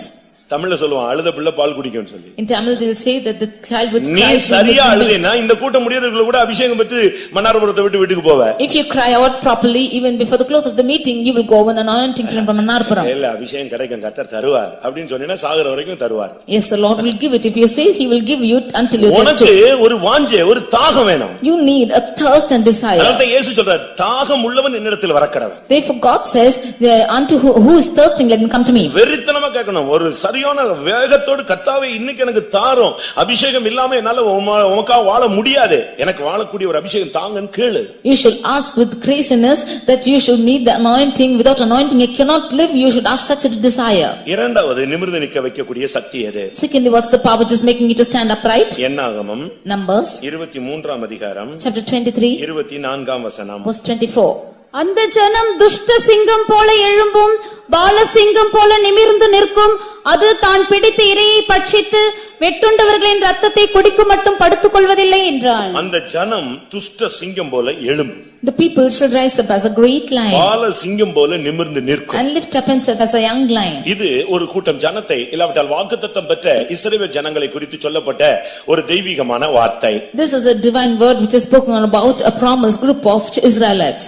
ஒரு தேவனுடைய பிள்ளை சிங்கம் போல நிமிர்ந்து நிற்பான். A child of God will stand up, rise up as a young lion. இந்த மார்க்கத்திலே வந்த பின்பு, After coming to this religion, இல்லாவிட்டால் பைபிளை நீ கையில எடுத்துட்ட பிறகு, or after taking the word of God in your hand, நீ கோழையாக இருக்க கூடாது. you should not be a fool. நீ ஒரு தெய்வீகமான ஒரு மனிதன். You are a divine person. உன்னுடைய வாழ்க்கையே டோட்டலா சேஞ்ச் ஆயிடும். Your life should totally change. எப்பொழுது ஒரு பிள்ளை சிங்கமாய் மாறுகிறான்? When will a child become a lion? யாரை வேதம் சிங்கம் என்று அழைக்கிறது? Whom does the word of God call as lion? நீதிமொழிகளிலே நாம் பார்க்கும் பொழுது, When we read in Proverbs 28ஆம் அதிகாரத்திலே பார்க்கும் பொழுது, when we read chapter 28, நீதிமான்கள் சிங்கத்தை போல இருக்கிறார்கள். the righteous shall be as lion. நீதிமான் தான் சிங்கம் போன்ற மனிதன். The righteous is a man like lion. 28ஆம் சங்கீதம் 1ஆம் வசனத்திலே, Psalm நீதிமொழிகள் 28:1 பார்க்கும் பொழுது, Proverbs 28 verse 1, நீதிமான்களோ சிங்கத்தை போல தைரியமாய் இருக்கிறார்கள். the righteous are bold as lion. இந்த மார்க்கத்துல வந்த பின்பு நீ ஒரு நீதிமானாய் மாற வேண்டும். After coming to this religion you should become righteous. இந்த மார்க்கத்தினுடைய புனித தன்மையே ஒரு மனிதனுடைய ஜீவியத்தை மாற்றுவது. The divinity of this religion is making one person's life as righteous. கிறிஸ்தவம் வாழ்வை மாற்றுகிறது. The Christianity changes life. அதாவது மனித தன்மையிலிருந்து புனித தன்மைக்கு மாற்றுகிறது. It is changing from the human character to a divine character. முதலாவது ஒரு மனிதன் மனிதனாய் மாற வேண்டும். Firstly, a man should become a man. ஏனென்றால் விழுந்து போன பின்பு அவன் மனிதன் அல்ல. Because after falling he is not a man. அவன் இன்னொருடைய கட்டுப்பாட்டிலே போய்விட்டான். He is going in the control of himself. ஆனால் இப்பொழுது கர்த்தர் மனிதனை புனிதனாய் மாற்ற சித்தம் கொள்கிறார். But now the Lord wants to change man as a divine. நாம் இந்த ஜனம் சிங்கம் போல எழுந்து நிமிர்ந்து நிற்கும். This people will be bold as a lion. நம்முடைய வாழ்க்கை நீதிமான்களாக நாம் மாற்ற வேண்டும். Our life should be turned as righteous. நம்முடைய வாழ்க்கையில மாற்றம் இல்லைன்னா பிரயோஜனம் இல்ல. If there is no change in our life, no use. ஒரு குழந்தைக்கு வளர்ச்சி இல்லைன்னா எப்படி இருக்கும்? If a child is not having no growth, what's use? நமக்கே சரியான வளர்ச்சி இல்லைன்னா நம்ம எவ்வளவு வெட்கப்படுவோம். If you don't have proper growth, how much we are ashamed. அதுபோல அபிஷேகம் பெற்ற பின்பு நாம் இந்த நாட்களிலே நீதிமான்களாய் நம்மை மாற்ற வேண்டும். Even so, after anointing, we should be changed as righteous. நம்முடைய பழைய கால வாழ்க்கைகளுக்கு ஒரு முடிவு வைக்க வேண்டும். We should put a stop to our old life. ஒரு மனிதனுடைய ஜீவியத்திலே நீதிமானாய் அவன் மாற்றப்பட வேண்டும். In a life of a man, he should become a righteous person. ஒரு மனிதனுடைய அழைப்பு அவனை நீதிமானாய் மாற்றுகிறது. The calling of a man changes him as righteous. இயேசுவின் இரத்தம் ஒரு மனிதனை நீதிமானாய் மாற்றுகிறது. The blood of Jesus changes man righteous. அவருடைய கிருபையினாலே நாம் நீதிமானாய் மாறுகிறோம். By his grace we become righteous. விசுவாசத்தினாலே நாம் நீதிமான்களாய் மாறுகிறோம். By faith we become righteous. சரியான பாவ அறிக்கை ஒரு மனிதனை தனி மனிதனை நீதிமானாய் மாற்றுகிறது. A right confession of sin stands an ordinary man as a righteous person. ஒருவேளை பழைய தன்மைகளை கண்டவர்களுக்கு நம்முடைய புதிய தன்மை தெரியாமல் இருக்கும். Because looking at our old character, he will not know the new character of us. ஆனால் கர்த்தர் என்ன செய்கிறார் தெரியுமா? But what does the Lord do? அவருடைய பார்வையிலே நம்ம நீதிமானாய் மாற்றுவது அவருடைய திட்டம். ஆனபடியால் அவருடைய பார்வையே நம்ம மேல பதிக்கும் பொழுது அவனை நீதிமானாகவே பார்க்கிறார். It is his plan that he man changes as righteous, and therefore he is fixing his gaze upon us as righteous. யாக்கோபை தெய்வீகமாய் கொண்டு வர்றது தேவனுடைய திட்டம். It was the plan of God to change Jacob in divine manner. ஆனபடியால் அவனுடைய வாழ்க்கையில குறைபாடுகள் அதெல்லாம் வந்தபோது அதெல்லாம் அவர் பார்க்கல. அவனுடைய நிறைவையே பார்த்து கொண்டு வந்தார். Therefore there were shortcomings in his life, but God did not look about it. He looked only to his fullness. நீங்க தண்ணி பிடிக்கும்போது எங்க நிறையுதுன்னு தான் பார்த்துக்கிட்டே இருப்பீங்க. எவ்வளவு இன்னும் வரலையா தான் நமக்கு தவிப்பு இருந்து கொண்டே இருக்கும். When you are catching water, you will see if that pot is becoming full. You will see if it is still not filled. அதுபோல ஆண்டவர் நம்மை பார்க்கும் பொழுது நம்ம நீதிமான்களாகவே பார்க்கிறார். Even so, when God looks at us, he will look as righteous. பழைய ஏற்பாட்டிலே கிரியையினாலே ஒருவன் நீதிமானாக்கப்பட்டான். புதிய ஏற்பாட்டிலே கிருபையினாலே நீதிமானாக்கப்படுகிறார்கள். In the Old Testament, by works man has become righteous, but in the New Testament, by grace one is becoming righteous. ரோமர் 8:30 படி எவர்களை அழைத்தாரோ அவர்களை அவர் நீதிமான்களாய் மாற்றுகிறார். Romans 8:30, them whom he has called, he has justified them. ரோமர் 5:9 படி அவருடைய இரத்தத்தினாலே நாம் நீதிமான்களாக மாறுகிறோம். Romans 5:9, according to this verse, by his blood we are made righteous. ரோமர் 3:24 படி கிருபையினாலே நம்மை நீதிமான்களாய் அவர் மாற்றுகிறார். Romans 3:24, we see that by grace we are being made just. ரோமர் 3:30 படி பார்க்கும் பொழுது விசுவாசத்தினாலே நாம் நீதிமான்கள். Romans 3:30, by faith we are made just. எத்தனை பேர் வருகையில போவீங்க? கைகளை வைத்து அல்லேலூயா சொல்லுங்க. How many of you will go in his coming? இப்போ வந்தா போய்டுவீங்களா? Will you go when he comes now? அப்படின்னு உடனே அப்படி ஸ்டன் ஆயிடும். ஓ இவ்வளவு கதை இருக்கு, இது எப்ப சரியாகிறது? He has so many stories. When will he become right? அப்ப நீங்க இவ்வளவு நேரம் கை வைத்ததுல Then what's the reason for you to lift your hands? எதனால? விசுவாசத்தினால. It's by faith. அந்த விசுவாசத்துல நீங்க சொல்லிருங்க இதெல்லாம் கிளியர் பண்ணிடுவாரு. By faith you know he will clear your problems. அதுதான் நம்முடைய நம்பிக்கை. That's our hope. இப்பொழுது தேவனுடைய பிள்ளைகளா இருக்கிறோம். We are now his children. இனி எவ்விதமா இருப்போம் என்று நமக்கு தெரியவே தெரியாது. We know not what we will hear. ஆனாலும் yet அவர் வெளிப்படும் பொழுது அவருக்கு ஒப்பா இருப்போம். When he appears we shall be like him. அதுதான் நம்முடைய நம்பிக்கை. That is our hope. நம்முடைய ஜீவிதத்தில் எவ்வளவோ பலவீனங்கள் இருக்கு, தோல்வி இருக்கு. நமக்கு எல்லாருக்குமே தெரியும். இன்னும் நம்மள சரிப்படுத்தணும்னா இன்னொரு பிறவி எடுத்தா கூட சரிப்படுத்த முடியாதுங்கற நிலவரத்துல தான் நம்ம வண்டி ஓடிட்டு இருக்கு. There are so many weaknesses and failures. We ourselves know that even if we take a reincarnation we cannot be set right. ஒரு ராஜாவை கூப்பிட்டு கர்த்தர் சொன்னாரு, உன் வீட்டு காரியத்தெல்லாம் செட்டில் பண்ணு, நீ இனிமே பிழைக்க மாட்டேன்னு சொல்லிட்டாரு. தேவனே தீர்க்கதரிசி அனுப்பி சொல்றாரு. Unto a king the Lord sent a prophet and said, you set right the things of your house, for you shall no more live. இன்னைக்கு இந்த காலை வேளையில மன்னார்வத்துல இப்படி சொல்லிட்டா எல்லாரும் இங்க இருந்தே ஸ்தோத்திரம் ஸ்தோத்திரம் ரெடி பண்ணிடுவாங்க. This morning if they are saying in this in Mannarpuram, then they will say praise the Lord and sit right from here itself. ஆனா அந்த ராஜாவுக்கு இதெல்லாம் எப்ப சரிப்படுத்துறதுன்னு போய் உட்கார்ந்து அழ ஆரம்பிச்சிட்டான். But that king went and cried as to how he can set right things. கடைசில கர்த்தர் அவனுக்கு 15 வருஷம் கூட்டி கொடுத்தாரு. Finally the Lord added to him 15 years. அவனுடைய ஒரு வெளிப்பாடு என்னன்னு சொன்னா அவன் லைஃபை செட்டில் பண்றதுக்கு எத்தனை வருஷம் தேவைப்பட்டுச்சு? 15 வருஷம். One of the revelation is to set right his life. It took 15 years for him. பிரியமானவர்களே, dear beloved, ஆனால் இன்றைக்கு நம்ம என்ன விசுவாசிக்கிறோம்? But what are we believing? கர்த்தர் என்ன சரிப்படுத்திடுவாரு. The Lord will set right me. என் பிள்ளைகளை சரிப்படுத்திடுவாரு. He will set right my children. என் புருஷனை ரட்சிச்சிடுவாரு. He will see them in the convention. இதை விட 100 மடங்கு அதிகமான விசுவாசம் தேவனுக்கு இருக்கு. உன்னை நீதிமானாய் மாற்ற முடியும். More than this 100-fold of hope the Lord has in you that he might change you as righteous. அந்த நம்பிக்கையில தான் உன்னை இந்த மார்க்கத்துல பைபிளை தூக்க வச்சிருக்காரு. It is with that hope he has made you to carry the word of God within this religion. லூக்கா எழுதின சுவிசேஷம் 18ஆம் அதிகாரம் 14ஆம் வசனத்தை பார்க்கும் பொழுது பாவ அறிக்கை அவனை நீதிமானாய் தன்னுடைய வீட்டுக்கு திருப்பினது. Luke 18:14 we see that the confession of sin made him to turn as righteous to his house. பிரியமானவர்களே, ஏன் நம்மை நீதிமான்களாக மாற்ற வேண்டும்? Dear beloved, why should he turn us as நீ righteous? ஒரு நீதிமானாய் மாறினால்தான் எடுத்துக்கொள்ளப்படவே முடியும். Only if you turn as righteous you can be caught up. எடுத்துக்கொள்ளப்படுதல் என்பது புதிய ஏற்பாட்டு சபைக்கு கொடுக்கப்பட்ட ஒரு வாக்கு. Being caught up is the promise given to the New Testament church. ஏசாயா 57:1 பார்க்கும் பொழுது நீதிமான்கள் எடுத்துக்கொள்ளப்படுகிறார்கள். Isaiah 57:1 we can see that the righteous are being caught up. ஒன்று உன்னை நிமிர்ந்து நிக்கக்கூடிய சக்தி. நீ நீதிமானா இருந்தா நிமிர்ந்து நிப்ப. நீ பாவம் செஞ்சிட்டேனா தலை குனிஞ்சிருவ. If you are a righteous man, then you will be lifted up and you stand right, but if you are sinned, then you will fall down your head. அந்த ஜனம் ஒரு துஷ்ட சிங்கம் போல எழும்பும், பாலசிங்கம் போல நிமிர்ந்து நிற்கும். That people shall rise up as a great lion, lift themselves as a young lion. சாதாரண குட்டியாக இருந்த தாவீது அந்த அபிஷேகத்தை வைத்துக்கொண்டு கோலியாத்துக்கு முன்னால நிற்கும் பொழுது நான் சேனைகளின் கர்த்தருடைய நாமத்தில் வருகிறேன் என்று நிமிர்ந்து நின்று சொன்னான். When David was a young an ordinary person standing before Goliath, he said, I am coming in the name of the Lord of hosts, and stood upright. உங்களில் எத்தனை பேர் நீதிமான்களாக மாற்றப்பட்டிருக்கிறீர்கள்? How many of you are turned as righteous? உங்களுடைய வாழ்க்கையை மாற்ற தேவனுடைய கரங்களிலே சத்தியங்களுக்கு, வசனங்களுக்கு, அப்போஸ்தல உபதேசத்திற்கு நீங்கள் இடம் கொடுங்கள். There are truths and word of God and apostolic doctrines. In the hand of God, you give room for that. வாழ்க்கை மாறாவிட்டால் இந்த பயணத்தில் பிரயோஜனம் இல்லை. If there is no change of life, no use of this journey. அபிஷேகத்தினாலே ஒரு மாற்றம் உன்னுடைய வாழ்க்கையிலே நீதிமானாய் நீ உருவாக்கப்பட வேண்டும். The change of anointing is that you should become a righteous in your life. நீதிமான் ஒரு வீட்ல இருந்தா எப்படி இருக்கும்? If righteous is in a house, how it will be? நீதிமான் ஒரு பாதையில இருந்தா அந்த பாதை எப்படி இருக்கும்? If the righteous is in a path, how that path will be? Suppose நீதிமான் விழுந்துட்டானா என்ன ஆகும்? If a righteous will fall, what will happen? அவனுக்கு தவறு செஞ்சா அவனுக்கு மன்னிப்பு மட்டும்தானா? அவனுக்கு எந்த நியாய தீர்ப்பும் கிடையாதா? If he is falling, is there only forgiveness and no judgment for him? அவன் பிள்ளைகள் எல்லாம் எப்படி இருப்பாங்க? How are his children? இவைகளை குறித்து பல வசனங்கள் உண்டு. There are so many verses about him. 118ஆம் சங்கீதம் 15ஆம் வசனத்தின்படி நீதிமானுடைய வீட்டிலே ரட்சிப்பின் கம்பீர சத்தம் இருந்துகிட்டே இருக்கும். Psalm 118:15 we can see that in the house of the righteous the shout of the salvation is found. உன்னுடைய வீட்டிலே எப்பொழுதும் ஒரு கம்பீர சத்தம், ஜெய கம்பீரம், ராஜாவின் ஜெய கம்பீரம், ஜெபம் உன் வீட்ல இருந்துகிட்டே இருக்கும். There should always be shout of victory of the king, that his prayer should be found in a house. நீதிமொழிகள் 4:18 பார்க்கும் பொழுது Proverbs 4:18 நீதிமான்களுடைய பாதை நடுப்பகலில் இருக்கிற அந்த சூரிய பிரகாசம் போல இருந்து கொண்டே இருக்கும். The path of the righteous is as the sun which is going in its midday. யானைக்கும் அடி சறுக்கும்னு சொல்லுவாங்க.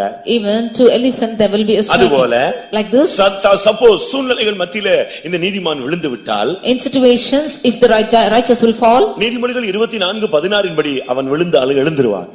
Proverbs 24:16 he might fall but rise up again. அவன் எங்க விழுந்திருந்தாலும் சரி டக்குன்னு எழும்பிடுவான். Although he is falling down, he might rise up. அதான் நீதிமானுடைய உள்ள speciality. That is the speciality of the righteous. மத்தவன் விழுந்தானா அப்படியே தான் கிடப்பான். If others are fallen, he will fall. நீதிமான் அப்படி அல்ல, அவனுக்குள்ள இருக்கிற அந்த ஜீவன் அவனை தூக்கி நிறுத்திடும். But the just is not so, the life within him will lift him up. நீதிமானுக்கு கர்த்தர் எந்த தவறு செஞ்சாலும் அவனை இந்த பூமியிலேயே செட்டில் பண்றாரு. கரெக்டா அடிச்சு சிரிச்சித்து சீர்படுத்தி அவனுக்குள்ள சில நஷ்டங்கள் சில துக்கங்களை வர வச்சு அவனை இந்த உலகத்துல ஓட்டம் ஜீவன் முடியும் வர வரைக்கும் சிலரை அந்த சிக்ஷையின் பாதையிலேயே கொண்டு போய் பூமியில சரி கட்டிடுறாரு.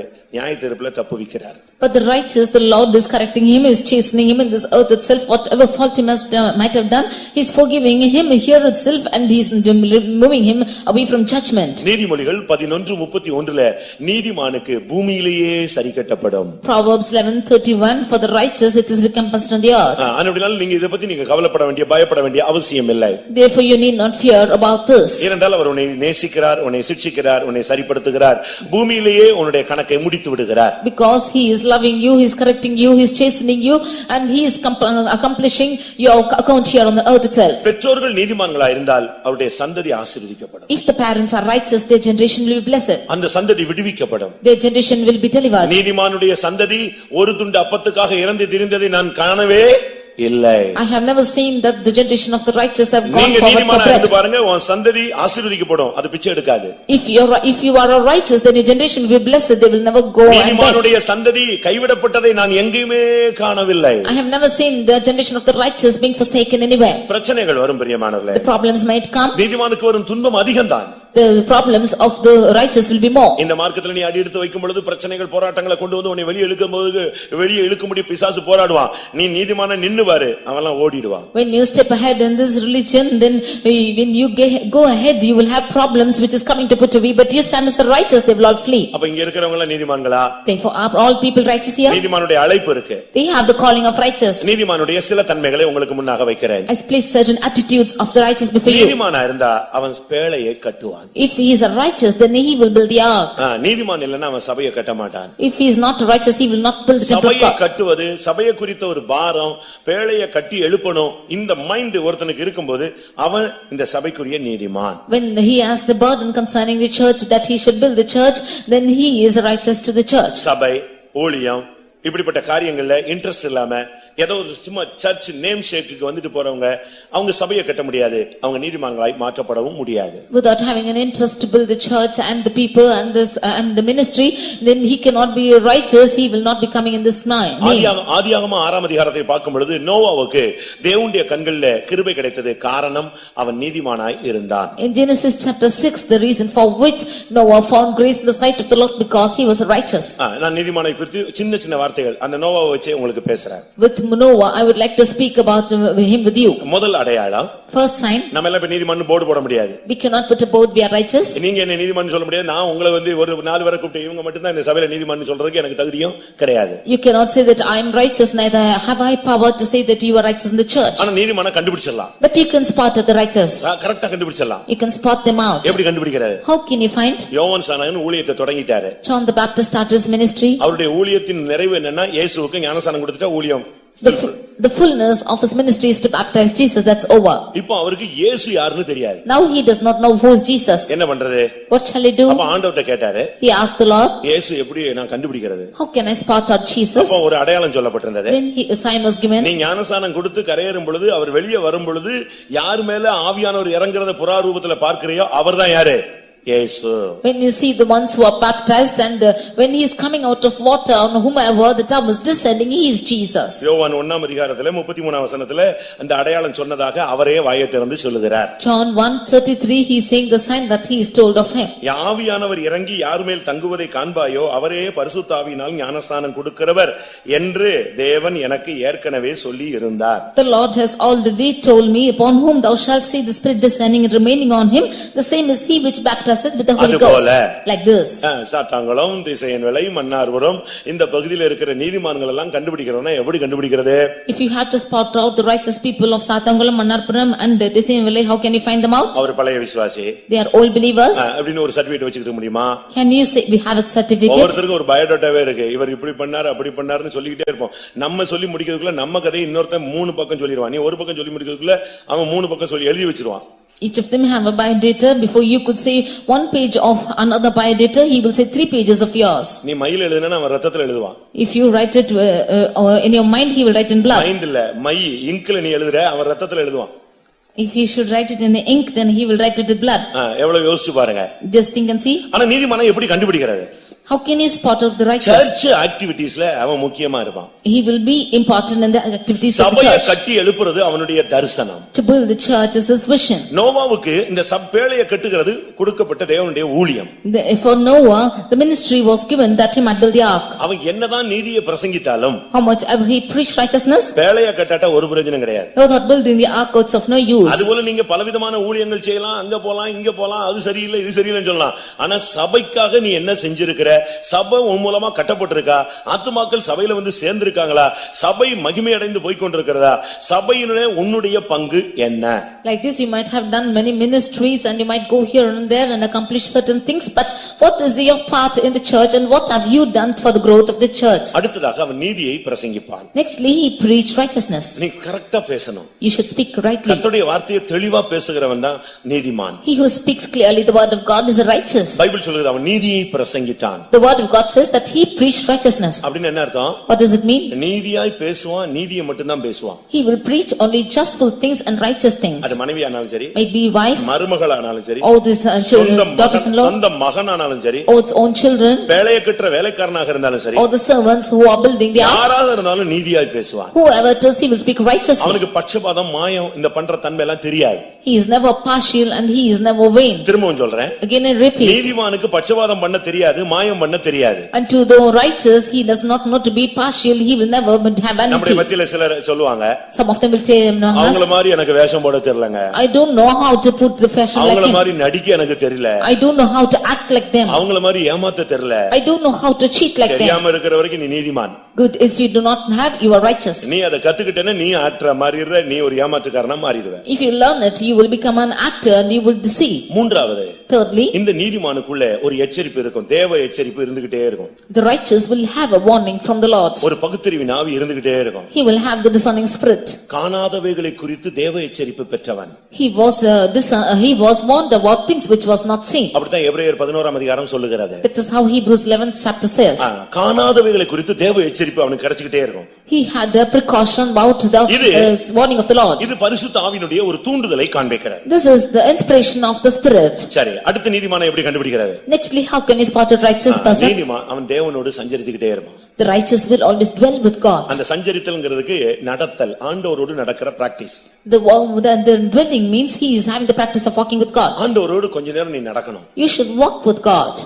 நீங்க டாக்டர்ட்ட நீங்க போய் எனக்கு உடம்பு சரியில்லைனா கொஞ்ச நேரம் வாக்கிங் போங்கன்னு சொல்லுங்க. If you go ask the doctor that you are sick, then he will ask you to go for walking. நாங்க ரொம்ப சிம்பிளா சொல்றோம், நீ பவனிக்கு வான்னு சொல்றோம். We simply say you come for procession. அவன் வேற ரூட்ல சொல்றான், நீ சும்மா நடந்து வேர்த்து விறுவிறுத்து தெருவா சுத்திட்டு காலையில 4 மணிக்கு எந்திரிச்சு ஜெபம் பண்ணுனா 4 மணி ஜெபம் பண்ண மாட்டான், ஆனா எந்திரிச்சு வாக்கி ஓடுவான், ஓடிட்டு இருப்பான். If we ask you to get up at 4 o'clock and have praising, then he will be walking about from street to street at 4. நீ பவனிக்கு வா, அதுவே ஒரு சரியான walking. You come for procession, that's a good walking. யோகால போனா முழங்கால் போடுங்கறான். And if you go to yoga, he asks you kneeling down. 1 மணி நேரம் போடுனா கூட இவன் 1 மணி நேரம் போட்டு உட்கார்ந்திருக்கான், ஆனா இங்க 1/4 மணி நேரம் முழங்கால் போடுனா புஸ்கு புஸ்குன்னு உட்கார்ந்திரறான். He is kneeling down there for 1 hour, but here if you ask him to kneel down, he is sitting within 15 minutes. நீங்க எப்படி இருக்கீங்க? How are you? இது இந்த பிராக்டிஸ் டிவைன் பிராக்டிஸ். அது உன் சரீரத்தை குறைக்கிறதுக்கும் கட்டுப்பாட்டில் வைக்கிறதுக்கும் இதுக்கு தான் உனக்கு உபயோகப்படுது. ஆனா ஜீவன் போகும்போது போய்டும், அந்த இது கட்டுப்படுத்தாது போய். This is a divine practice, but that you are doing for the control of your body. When your life goes, it will go along with it. தேவனோடு நீ நட. You walk with God. ஒவ்வொரு நாளும் 300 வருஷம் அந்த ஏனோக்கு தேவனோடு நடந்தான். Every day for 300 years this Enoch walked with God. நேத்து ஃப்ரெண்டோட நடந்தா, இன்னைக்கு அந்த ஃப்ரெண்டோட சண்டை போட்டுட்டான், இன்னைக்கு அவங்க கூட நடக்க முடியல, இன்னொரு புது ஃப்ரெண்ட். ஆனா அப்படி அல்ல, ஏனோக்கு 65வது வயதுல ரட்சிக்கப்பட்டான், 365 வயதுல ஓட்ட முடிகிறது. அவனுடைய வாழ்க்கையினுடைய அவன் எடுத்துக்கொள்ளப்படுகிறான். இந்த 300 வருஷமும் தேவனோடே நடந்தான். If you have friends in this world, then you walk with them yesterday and today you fight to catch another friend the next day. But Enoch, he was saved in 65 years and for 300 years he walked with God. ஒரு நாள் நான் கார்ல பயணப்பட்ட போது, One day I was traveling in the car.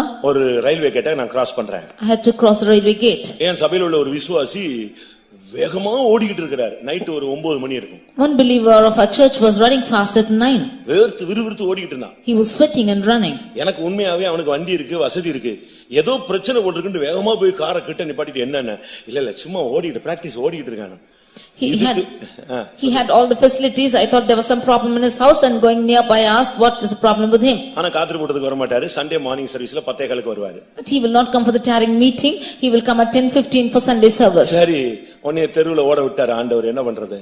Right, the Lord has allowed you to go run in the streets. What to do? பணத்தையும் கொடுத்துட்டு ரோட்ல நாய் போல ஓட விட்டுட்டாரு. எவ்வளவு நிர்பந்தமான நிலவரம். Giving you the money, he made you to run all along the streets like dog. What desperate state? கர்த்தருக்காக வான்னு சொன்னா வர மாட்டான். If you ask you to come for God, he will never come. ஆனா தன்னுடைய பாடியை மெயின்டைன் பண்ணனும்னா கரெக்ட்டா மெயின்டைன் பண்றதுக்கு அவனுக்கு பயம். ஏன்னா திடீர்னு செத்துக்கிட்டு போய்டுவான். But he is exactly correctly maintaining his body. He has the fear that he will die somehow. தேவனோடு நட. You walk with God. எல்லாவற்றுக்கும் மேலாக above all, நீதிமானை கண்டுபிடிக்கணும்னா to spot of the righteous, முழு குடும்பமாய் கர்த்தருடைய சன்னிதானத்தில் இருப்பான். They will come as a family to the presence of God. அதனால ரட்சிக்கப்படாதவங்க எல்லாம் தவறா நீங்க விளங்கிக் கொள்ளாதீங்க. But those who are unsaved do not take it wrong. புருஷன் ரட்சிக்கப்படாம இருக்கலாம், மனைவி ரட்சிக்கப்படாம இருக்கலாம், பிள்ளைகள் ரட்சிக்கப்படாம இருக்கலாம். நீங்கள் உங்கள் ஓட்ட முடியறதுக்குள்ள முழு குடும்பமும் வரும்படியாக தேவனுடைய சன்னிதானத்திலே போராடுங்கள். Maybe the husband or wife or children are not saved, but you strive hard before the end of your race the whole family is saved. அவனுக்கு ஒரு நீதிமானை கண்டுபிடிக்கணும்னா ஒரு மனைவி அவனுக்கு. To find out the righteous person, he will have one wife. பழைய ஏற்பாட்டிலே எவ்வளவு பிரமாணம் ஃப்ரீயா இருந்த காலம், ஆனா இவன் அப்பவுமே எப்படி தான் இருந்தான், ஒரே மனைவி. There were many laws freely given in the Old Testament. At that time also he had only one wife. இரண்டாவது 3 பையன். Secondly, he had 3 sons. இப்ப 3 வயசுலயே இந்த பையன் சரியில்லை இவனுக்காக ஜெபம் பண்ணுங்க பாஸ்டர்ங்கறாங்க. Now in 3 years itself they said the son is not right, they are asking to pray. ஆனா அவங்க 3 பேரும் வாலிப பையங்க, விவாகம் ஆகிவிட்டது. But the 3 of them are young sons who were married. 3 மருமகள் ஒரே வீட்ல இருந்தாங்க. And the 3 daughter-in-laws were in one house. நம்ம வீட்ல ஒரு மருமக வீட்ல இருக்காளா? Is one daughter-in-law in our house இல்ல today? இருக்கத்தான் விடுறோமா நம்ம? Or will they allowed to be in that house? இன்னைக்கு நம்ம வீட்ல 1 2 எல்லாம் இருந்துச்சுன்னு சொன்னா எல்லாம் வீட்ல இருக்கிற விசுவாசி எல்லாம் மெண்டல் மாதிரி சுத்த ஆரம்பிச்சிருவான். If there are 1 or 2 in our houses, then all the believers will be more roaming as mental. அவனுக்கு ஜெபமே ஓடாது. ஜெபம்னு வந்தா இதுதான் வந்து நிக்கும். He will never be praying at all, but he will only have this in mind. ஆவியில நிரம்புன்னு சொன்னா அவன் மைண்ட்ல இப்ப வீட்டுக்கு திரும்பி போனால் என்ன நடக்கும்? If we ask them to get filled in the spirit, if I turn back home, what will happen? ஆனா நோவா அப்படி இல்ல. But Noah was not அவனுக்கு so. 3 மகன். He has 3 sons. 3 மருமகள். And 3 daughter-in-laws. வீட்ல அவனுக்கு ஒரு மனைவி. He had 1 wife. இந்த மனைவிக்கும் 3 மருமகளுக்கும் பிரச்சனை கிடையாது. இந்த மாமனாருக்கும் மருமகளுக்கும் பிரச்சனை கிடையாது. அப்பாவுக்கும் 3 பிள்ளைக்கும் பிரச்சனை கிடையாது. அண்ணன் தம்பிங்கிற பிரச்சனை கிடையாது. இதுதான் ஒரு ஆசீர்வதிக்கப்பட்ட குடும்பம். இந்த குடும்பத்தை தான் கர்த்தர் முழு உலகத்தை அழித்தார். இந்த குடும்பத்தை அப்படியே பேழையில வைத்து பாதுகாத்தார். There is no problem between the mother-in-law and the daughter-in-laws and the father-in-law and the daughter-in-laws and the father and the sons, and there's no problem between the brothers too, and therefore the Lord sheltered and prevented this whole family in the ark. இந்த நீதிமான் சிங்கம் போல நிற்பான். This righteous man will be as bold as lion. உன் வீட்ல உன் பிள்ளை சரியில்லை, உன் மருமக சரியில்லை, எதுவுமே சொல்ல அங்க இல்ல, அங்க பிரச்சனையே கிடையாது. அவன் கர்த்தருக்காக நிமிர்ந்து நிற்கிறான். அவன் பேழையை கட்டுகிறான். கர்த்தர் அவனை பாதுகாக்க போகிறார். There is no problem of the mother-in-law, the daughter-in-law, that house. There is no problem at all. Therefore, he is standing upright and is building the ark and standing for the Lord. நீதிமான கண்டுபிடிக்கிறதுக்கு எந்த மீட்டரும் தேவையில்லை, லைஃபே கண்டுபிடிக்க முடியும். You need not go and find out any meter for a righteous person, but his life will show. நீதிமானுடைய சிரசில் ஆசீர்வாதம் தானா வந்து தங்கும். Upon the head of the righteous, blessings will come and stay. சாபம் அவன் கிட்ட வராது. No curse will come nigh to him. கிறிஸ்தவ வாழ்க்கையில வசனத்தின்படி உன் வாழ்க்கையை நீ மாற்றினால் எந்த சாபமும் உன் கிட்ட வராது. If you adapt your life according to the word of God, no curse will draw nigh to you. அந்த ஜனம் ஒரு துஷ்ட சிங்கம் போல எழும்பும். That people rise up as an old lion. அது ஒரு பால சிங்கம் போல நிமிர்ந்து நிற்கும். That will be lifted up as a young lion. நீதிமான் சிங்கத்தை போல தைரியமாய் நிற்பார்கள். The righteous will be bold as lion. அவனை ஒருத்தன் கை நீட்டி பேச முடியாது. No one can point out to him. ஒருவனும் உன்மேல் கை போடுவதில்லை. No one shall put his hand upon you. ஒருவனும் உனக்கு எதிர்த்து நிற்பதில்லை. No one will resist against you. கர்த்தருடைய பரிசுத்த நாமத்துக்கு மகிமை உண்டாவதாக. Glory be to the holy name of the Lord. ஒரு தேவனுடைய பிள்ளையே சாதாரணமா கை நீட்டி பேச முடியாது. An ordinary person, child of God, cannot be pointed out to speak. நீ நீதிமானாய் இருந்தால், if you are righteous, நீ நிமிர்ந்து நிற்பாய். you will stand upright. உங்களை எத்தனை பேர் நீதிமான்களாக மாற விரும்புகிறீர்கள்? How many of you want to turn as righteous? அடுத்ததாக Nextly, ஆதியாகமத்திலே நாம் பார்க்கும் பொழுது, when we read in Genesis, யோசேப்பினுடைய அரிக்கட்டு நிமிர்ந்து நின்றது. the sheaf of Joseph stood upright. ஆதியாகமம் 37:7. Genesis 37:7. நாம் வயலில் அறுத்த அரிகளை கட்டிக் கொண்டிருந்தோம். அப்பொழுது என்னுடைய அரிக்கட்டு நிமிர்ந்திருந்தது. உங்கள் அரிக்கட்டுகள் என் அரிக்கட்டை சுற்றி வணங்கி நின்றது என்றார். இது யோசேப்பு கண்ட ஒரு சொப்பனம். This was the dream that Joseph saw. நான் ஒரு வார்த்தை சொல்றேன். I tell one word. சொப்பனத்துல கூட நீ தோற்று போனதா சொப்பனம் வரக்கூடாது. Even in your dream you should not see it in that you are defeated. சொப்பனத்துல கூட நீ பாவம் செஞ்சதா சொப்பனம் வரக்கூடாது. Even in your dream you should not dream that you are sinning. நான் சொல்றது தேவனுடைய வசனம். I tell you the word of God. யூதாவுல நீங்க பார்க்கும் பொழுது, when we read in Jude, சொப்பனக்காரராகிய அவர்கள் தங்கள் மாம்சத்தை சொப்பனத்திலே தீட்டுப்படுத்திக் கொள்கிறார்கள். They who are dreamers, they defile their bodies in their dreams. அப்படிப்பட்ட ஜீவியம் நமக்குள்ள. அதனால தான் நான் சொல்றேன், சொப்பனத்துல கூட நீ பாவம் செய்ய கூடாது, சொப்பனத்துல கூட நீ தலை குனிய கூடாது. சொப்பனத்துல கூட நீ எப்படி தான் நிக்கணும்? உன் அரிக்கட்டு நிமிர்ந்து நிற்க வேண்டும். That is why I say in your dreams also you should never be confounded, you should not be putting down, but your sheep should stand upright in a dream. யூதாவுல 8ஆம் வசனத்தை பார்க்கும் பொழுது, Jude verse 8. அப்படி போலவே சொப்பனக்காரராகிய இவர்களும் மாம்சத்தை அசுசிப்படுத்திக் கொண்டு கர்த்தத்துவத்தை அசட்டை பண்ணி மகத்துவங்களை தூஷிக்கிறார்கள். Likewise also these filthy dreamers defile the flesh, despise dominion and speak evil of dignities. சொப்பனத்துல கூட நீ தோற்று போக கூடாது. Even in your dreams you should never be defeated. சொப்பனத்துல கூட நீ பின்வாங்க கூடாது. Even in your dreams you should not backslide. அப்படி ஏதாவது ஒரு எச்சரிப்பு போல தேவன் சொப்பனம் காட்டினார்னா அன்னைக்கு நைட்டே முழங்கால முடக்கி கர்த்தாவே நான் ஜெயிக்க வேண்டும் என்று நீ தேவ சமூகத்துல போராடணும். If God is warning you in your dream, that minute itself you fold your knees and you ask God to deliver you from it. ஒரு பார்வோனுக்கு ஒரு சொப்பனம். Unto Pharaoh there was a dream. 7 கெட்டுப்போன பசுக்கள். There were 7 செழிப்பான பசுக்கள். There were 7 oxen which were இது fertile, அதை விழுங்கி விட்டது. and this swallowed the other. எவ்வளவு கிளியர் அவனுக்கு சொல்றாரு. And he says very clearly, உடனே அவன் பாருங்க கரெக்ட்டா ஆளை கண்டுபிடிச்சு அந்த ஸ்தானத்துல வச்சு அந்த சூழ்நிலையை ஜெயிச்சிட்டான். and he spotted out the person for that and immediately kept them in that position. ஏதாவது சொப்பனம் கிடைச்சா நீங்க அதை அசட்டையா விடுக்க கூடாது. தேவ சமூகத்துல இருந்து அதுல கூட கர்த்தாவே இனிமேல் அடுத்த சொப்பனத்துல நான் ஜெயிக்கிறவனாய் பார்க்கணும். If you have a dream also, you should pray to God and sanctify yourself, and you should see that you are victorious in the next. உன்னுடைய அறிக்கட்டு சொப்பனத்துல சரி, சொப்பனம் இல்லாம கனவோ நனவோ உன்னுடைய அறிக்கட்டு நிமிர்ந்து நிக்கணும். Chief, whether it is in your dream or in reality, it should stand upright. யாபேஸ்னு ஒரு சகோதரன் இருந்தான். There was a brother called Jabez. அவனுக்கு अनेक சகோதரர்கள் இருந்தார்கள். He had many brethren. அந்த சகோதரர் மத்தியில இவன் தான் ஆசீர்வதிக்கப்பட்டான். In the midst of his brethren, he was blessed. உன் குடும்பத்துல நீ ஒருவன் தான் ரட்சிக்கப்பட்டிருப்பாய். You might be the one who is saved in the family. உன் நண்பர்கள் வட்டாரத்துல நீ ஒருவன் தான் ரட்சிக்கப்பட்டிருப்பாய். In the midst of your friends, you alone might be உன்னுடைய saved. கிராமத்துல நீ மாத்திரம் தான் ரட்சிக்கப்பட்டிருப்பாய். In your village, you alone might be saved. உன்னுடைய ஜெனரேஷன்ல நீ தான் ரட்சிக்கப்பட்டிருப்பாய். In the midst of all your people, you alone will be ஆனா saved. இவைகளுக்கு மத்தியிலயும் உன்னுடைய அறிக்கட்டு நிமிர்ந்து நிக்கணும். In the midst of all this, your sheep should stand அதுக்கு upright. காரணம் என்ன? What's the reason for that? நம்முடைய அறிக்கட்டு நிமிர்ந்து நிற்க வேண்டுமானால் If our sheep should stand upright, உன்னை நீ காக்கணும். you should preserve yourself. உன்னை காக்கணும். You should preserve உன்னுடைய yourself. ஜீவியத்தை ஊழியத்தை நீ காக்கும்படியாக உனக்கு ஒரு பொறுப்பு இருக்கிறது. You have a responsibility to preserve your life and yourself. அவனவன் ஆத்துமாவுக்கு அவனவன் தான் உத்தரவாதி. He is every individual is responsible நீ for his own உன்னை life. காக்கும்படியாக உனக்கு ஒரு உத்தரவாதம் இருக்கிறது. You have a responsibility to preserve yourself. பாவம் செய்ய ஆத்துமாவே சாகும். The soul that sins will die. நீ ஏதாவது தவறு செஞ்சு ஏதாவது சிக்கல்ல மாட்டிக்கிட்டு இந்த ஆதாம போல ஏவாள கையை காட்டி ஏவாளை போல சாத்தான கை காட்டி இப்படியே நீ சாபத்தை வாங்கிக்கிட்டே இந்த மார்க்கத்துல போய்க்கொண்டே இருக்க கூடாது. If you do sin and you point out if you like Adam showed Eve and Eve showed the serpent, you should not go about in this religion. ஒரு தாயும் தகப்பனும் என்கிட்ட வந்து அழுதாங்க. A father and mother came and cried to me. அந்த பையன் அப்படி என் மகன் தான் அப்படி பிரிஞ்சு போயிட்டான், அவ கொண்டு போயிட்டான்னு. He's my son and she took her away like that. அவனை போய் கேட்டா, and when I asked him, அவன் அவங்க அம்மா கேட்டிருக்காங்க, என்னப்பா நீ தனியா போற, இந்த பொண்ணு சரியில்லையேப்பான்னு. அவன் சொன்னா, நான் இந்த பொண்ணை பார்க்கவும் இல்ல, எனக்கு வேணும்னு சொல்லல, நீங்க போய் பாத்தீங்க, பணத்தை பேசுனீங்க, கட்டி வச்சீங்க, இப்ப வந்து சரியில்லைன்னு சொன்னா என்னைய வாழ விடாம தடுக்கிறீங்களா அப்படின்னு கேட்டான். He said that I did not go look to any girl. You went and sought for a girl and you asked for the money and you married them to me, and finally you said that this girl is not right. இப்போ ஒவ்வொருத்தர குற்றம் சாட்டி கொண்டே போகிறார்கள். Now everyone are accusing the rest of them. புருஷன் மனைவியை சொல்றான், இவளை கட்டின பிறகு தான் இவ்வளவு பிரச்சனை. The husband is telling, accusing the wife that after marriage is the problem. அந்த மனைவி நேரம் வந்த நேரத்துல பார்த்து யாராவது செத்து போயிடுவாங்க, ஐயோ இவ வீட்டுக்கு வந்தா செத்தே விடாமா.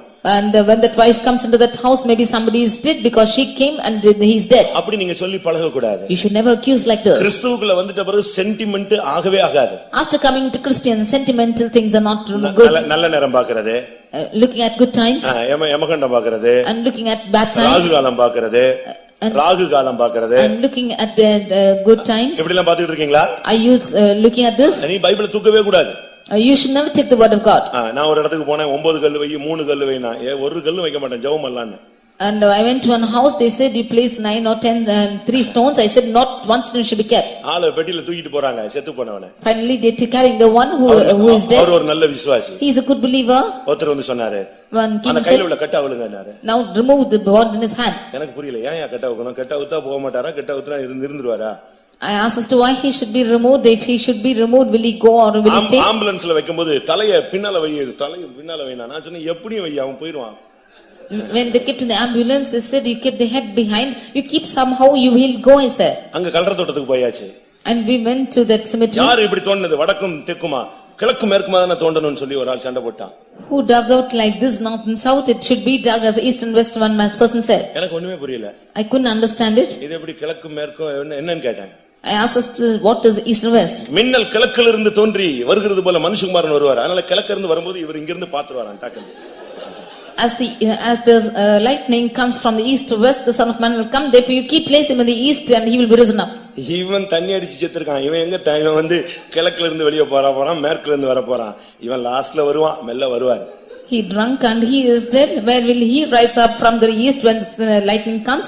He will come in the last. விசுவாசி எங்க செத்தாலும் சரி, தீ வச்சு எரிச்சாங்க கிறிஸ்துவுக்காக, அவங்க எல்லாம் எங்க வருவாங்க, உடம்பே இல்ல, சாம்பலா தூசியா போயிட்டான், அவன் வரமாட்டானா? A believer, wherever he dies, some of them were burnt to fire and they are in ashes. Will he not rise up and come when he is coming? எத்தனை இரத்த சாட்சிகள் எப்படிலாம் மரிச்சிருக்காங்க? How many martyrs have died in so many ways? எத்தனை பேரை சிங்கங்களை வச்சு கடிச்சு சாகடிச்சு அப்படியே கொடூரமா செத்துருக்காங்க. இவங்களுக்கெல்லாம் அடக்கமா நடந்தது? How many of them were tormented in the death, having the lions being biting them?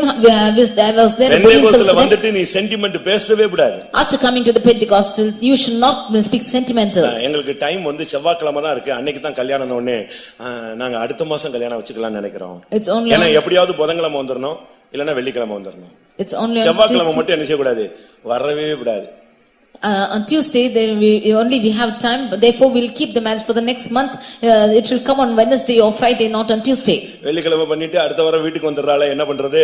Oh, Friday wedding is headed and the next week she's coming back home. What to do? செவ்வாய்க்கிழமை பண்ணவன் நல்லா ஹல்லேலூயா போட்டு போயிட்டு இருக்கானே, என்ன பண்றது?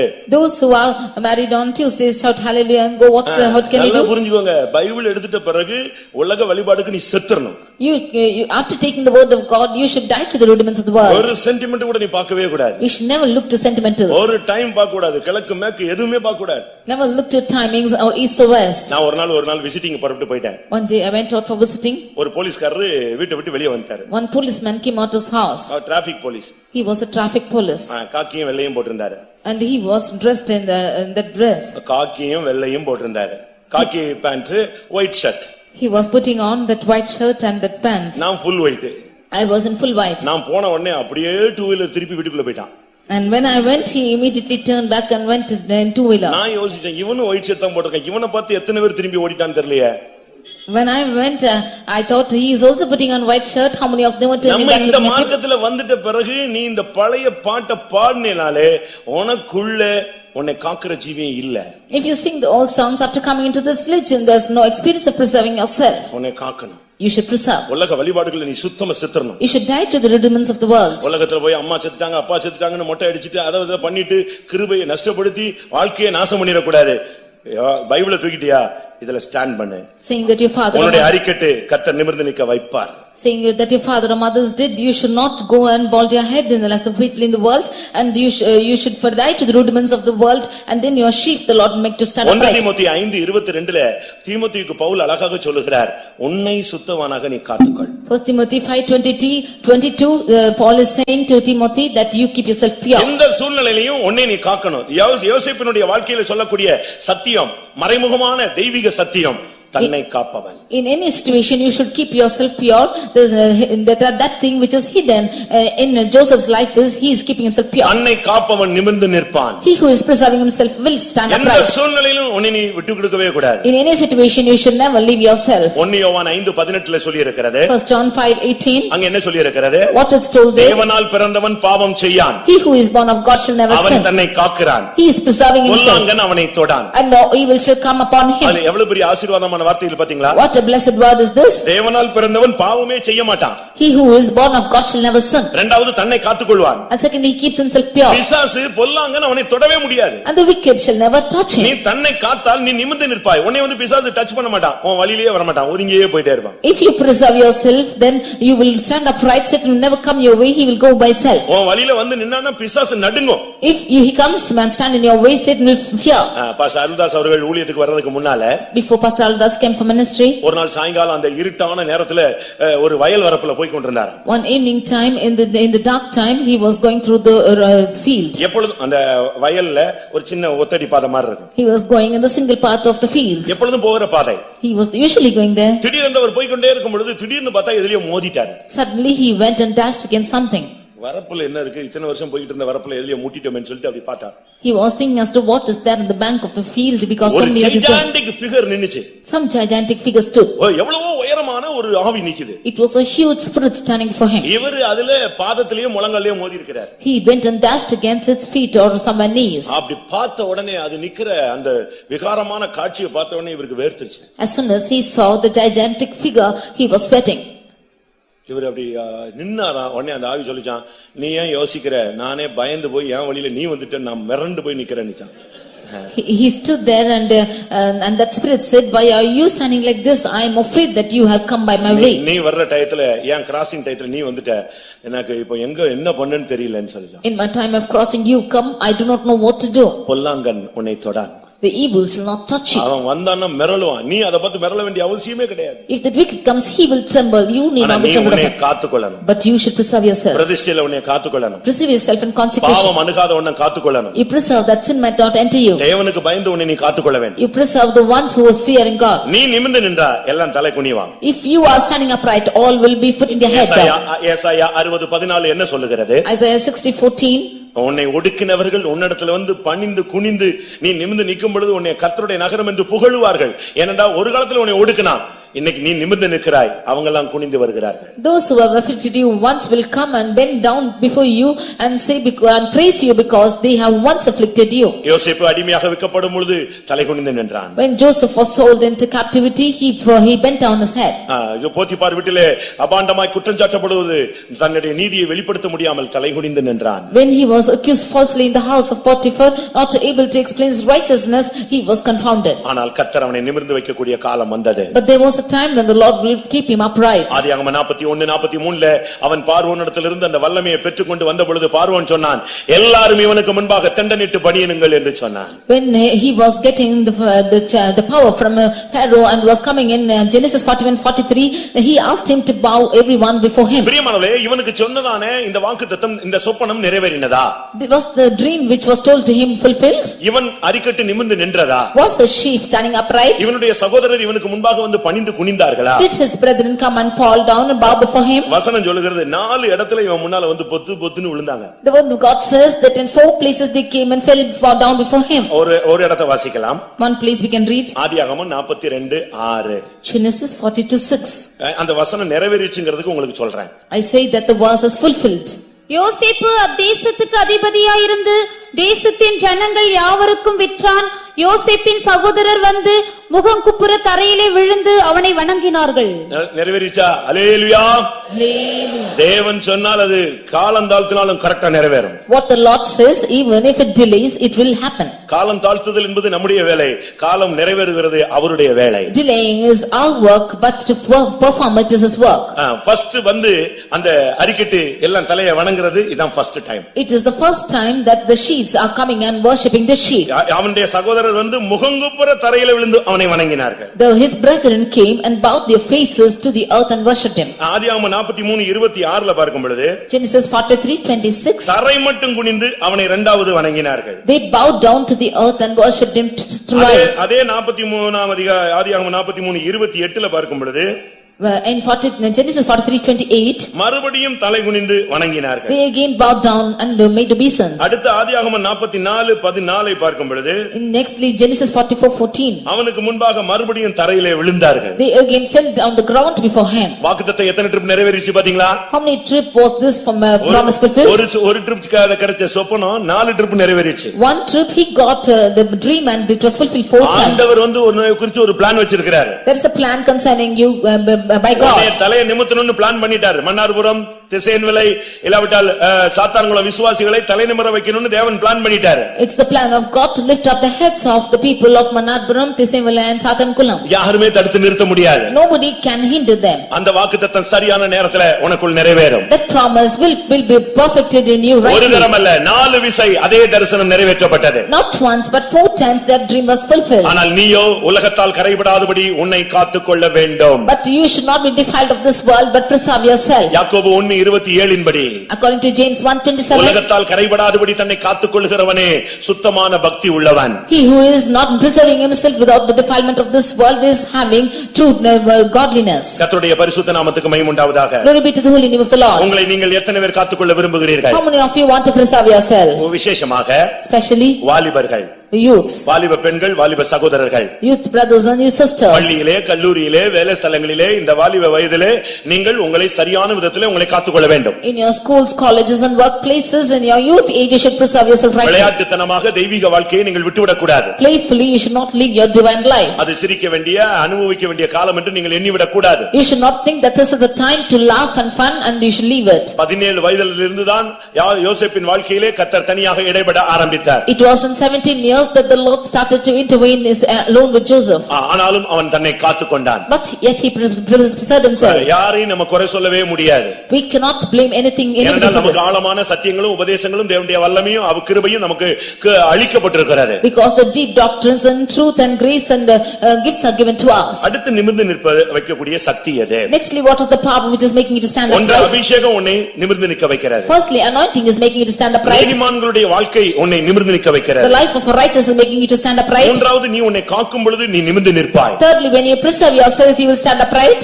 எசேக்கியேலுடைய புத்தகத்திலே நான் பார்க்கும் பொழுது Reading in the book of Ezekiel, முதலாம் அதிகாரத்திலே chapter 1, 7ஆம் வசனத்திலே verse 7. ஒரு விசை வாசிக்கலாம். அவைகளுடைய கால்கள் நிமிர்ந்த கால்களாயிருந்தன. அவைகளுடைய கால்கள் அப்படினா எவைகளுடைய கால்கள்? Their feet were stand straight. 5ஆம் வசனத்திலே அது நடுவில் இருந்து 4 ஜீவன்கள் தோன்றின. There were 4 living creatures from out of them. இந்த 4 ஜீவன்களுடைய கால்கள் நிமிர்ந்து இருந்தன.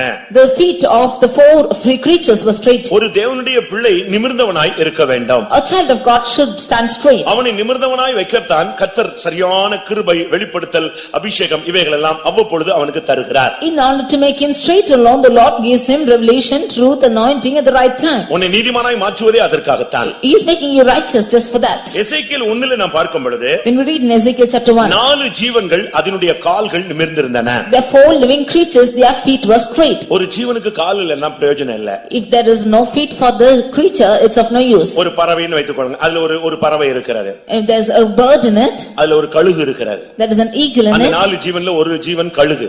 Of one of the living creatures is an eagle. அதுக்கு 2 கால் இல்லன்னா எங்க போய் உட்காரும், எப்படி அது தன்னுடைய லைஃபை செட்டில் பண்ணுன்னு பாருங்க. If there are no 2 feet, then see how it will go fly, sit down. அதுல ஒரு ஜீவன் எருது. And there are அதுல ஒரு ஜீவன் எருது. one of that thing is oxen. அதுக்கு எருது இல்ல, அந்த எருதுகளுக்கு 4 கால் இல்லன்னா எப்படி இருக்கும்? If the oxen is not having one of its feet, how it will be? இன்னொன்னு சிங்கம். Next is the lion. அதுக்கு சிங்கம் பெரிய ராஜாதான். கால் நிமிர்ந்தில்லைன்னா என்ன பிரயோஜனம்? நரி கூட ஏமாத்திட்டு போயிடும். Lion is a great king. If it does not have foot properly, then even the foxes will cheat it and go. முதல் ஜீவன் மனிதன். The first life is man. மனித முகம். The face of man. மனுஷனுக்கு கால் இல்லன்னா என்னங்கறத சாயங்காலம் சொல்றேன் நான். If man has no feet, then I will say what is happening in the evening. கர்த்தருடைய பரிசுத்த நாமத்துக்கு மகிமை உண்டாவதாக. Glory be to the holy name of the Lord. முதலாவது ஜீவன் மனித ஜீவன். The first living creature is man.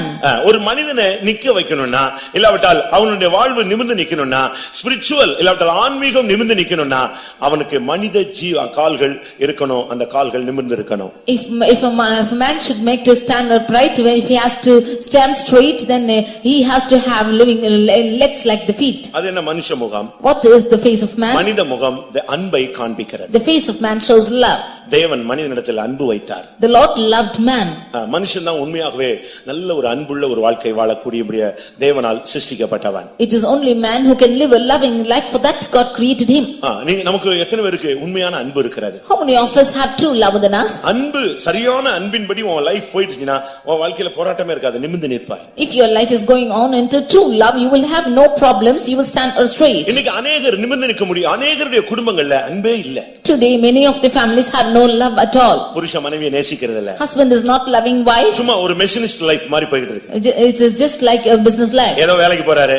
He is going to for work. சம்பளத்தை வந்து வீட்ல போடுவாரு. And bringing the salary to house. நல்லது கெட்டதுல கலந்து கொள்வாரு. And he is sharing with his friends. அவன் முகத்துல ஒரு அருளே இருக்காது. He has no shining in his face at all. எல்லாம் இந்த வாழ்க்கையில வந்துட்டு போயிட்டே இருப்பான். ஆனா வீட்டை நல்லா கவனிப்பான், பராமரிப்பான். அதுல என்ன வாழ்க்கை இருக்கிறது? He will just come and go, but he will take care of his life, family. What is in it? சாப்பாட்டுக்கு வழி இல்ல. ஆனா ரெண்டு பேரும் அன்பா இருந்தா அது போதுமானது. There is no way to eat, but if they are both are loving, that's sufficient. உங்களுடைய குடும்பத்தை நீங்க நேசிக்கிறீங்களா? Are you loving your family? உங்களுடைய சகோதரனை நேசிக்கிறீங்களா? Are you loving your brothers? தன் சகோதரனை பகைக்கிறவன் மனித கொலைபாதகன். He who is hating his brother is a murderer.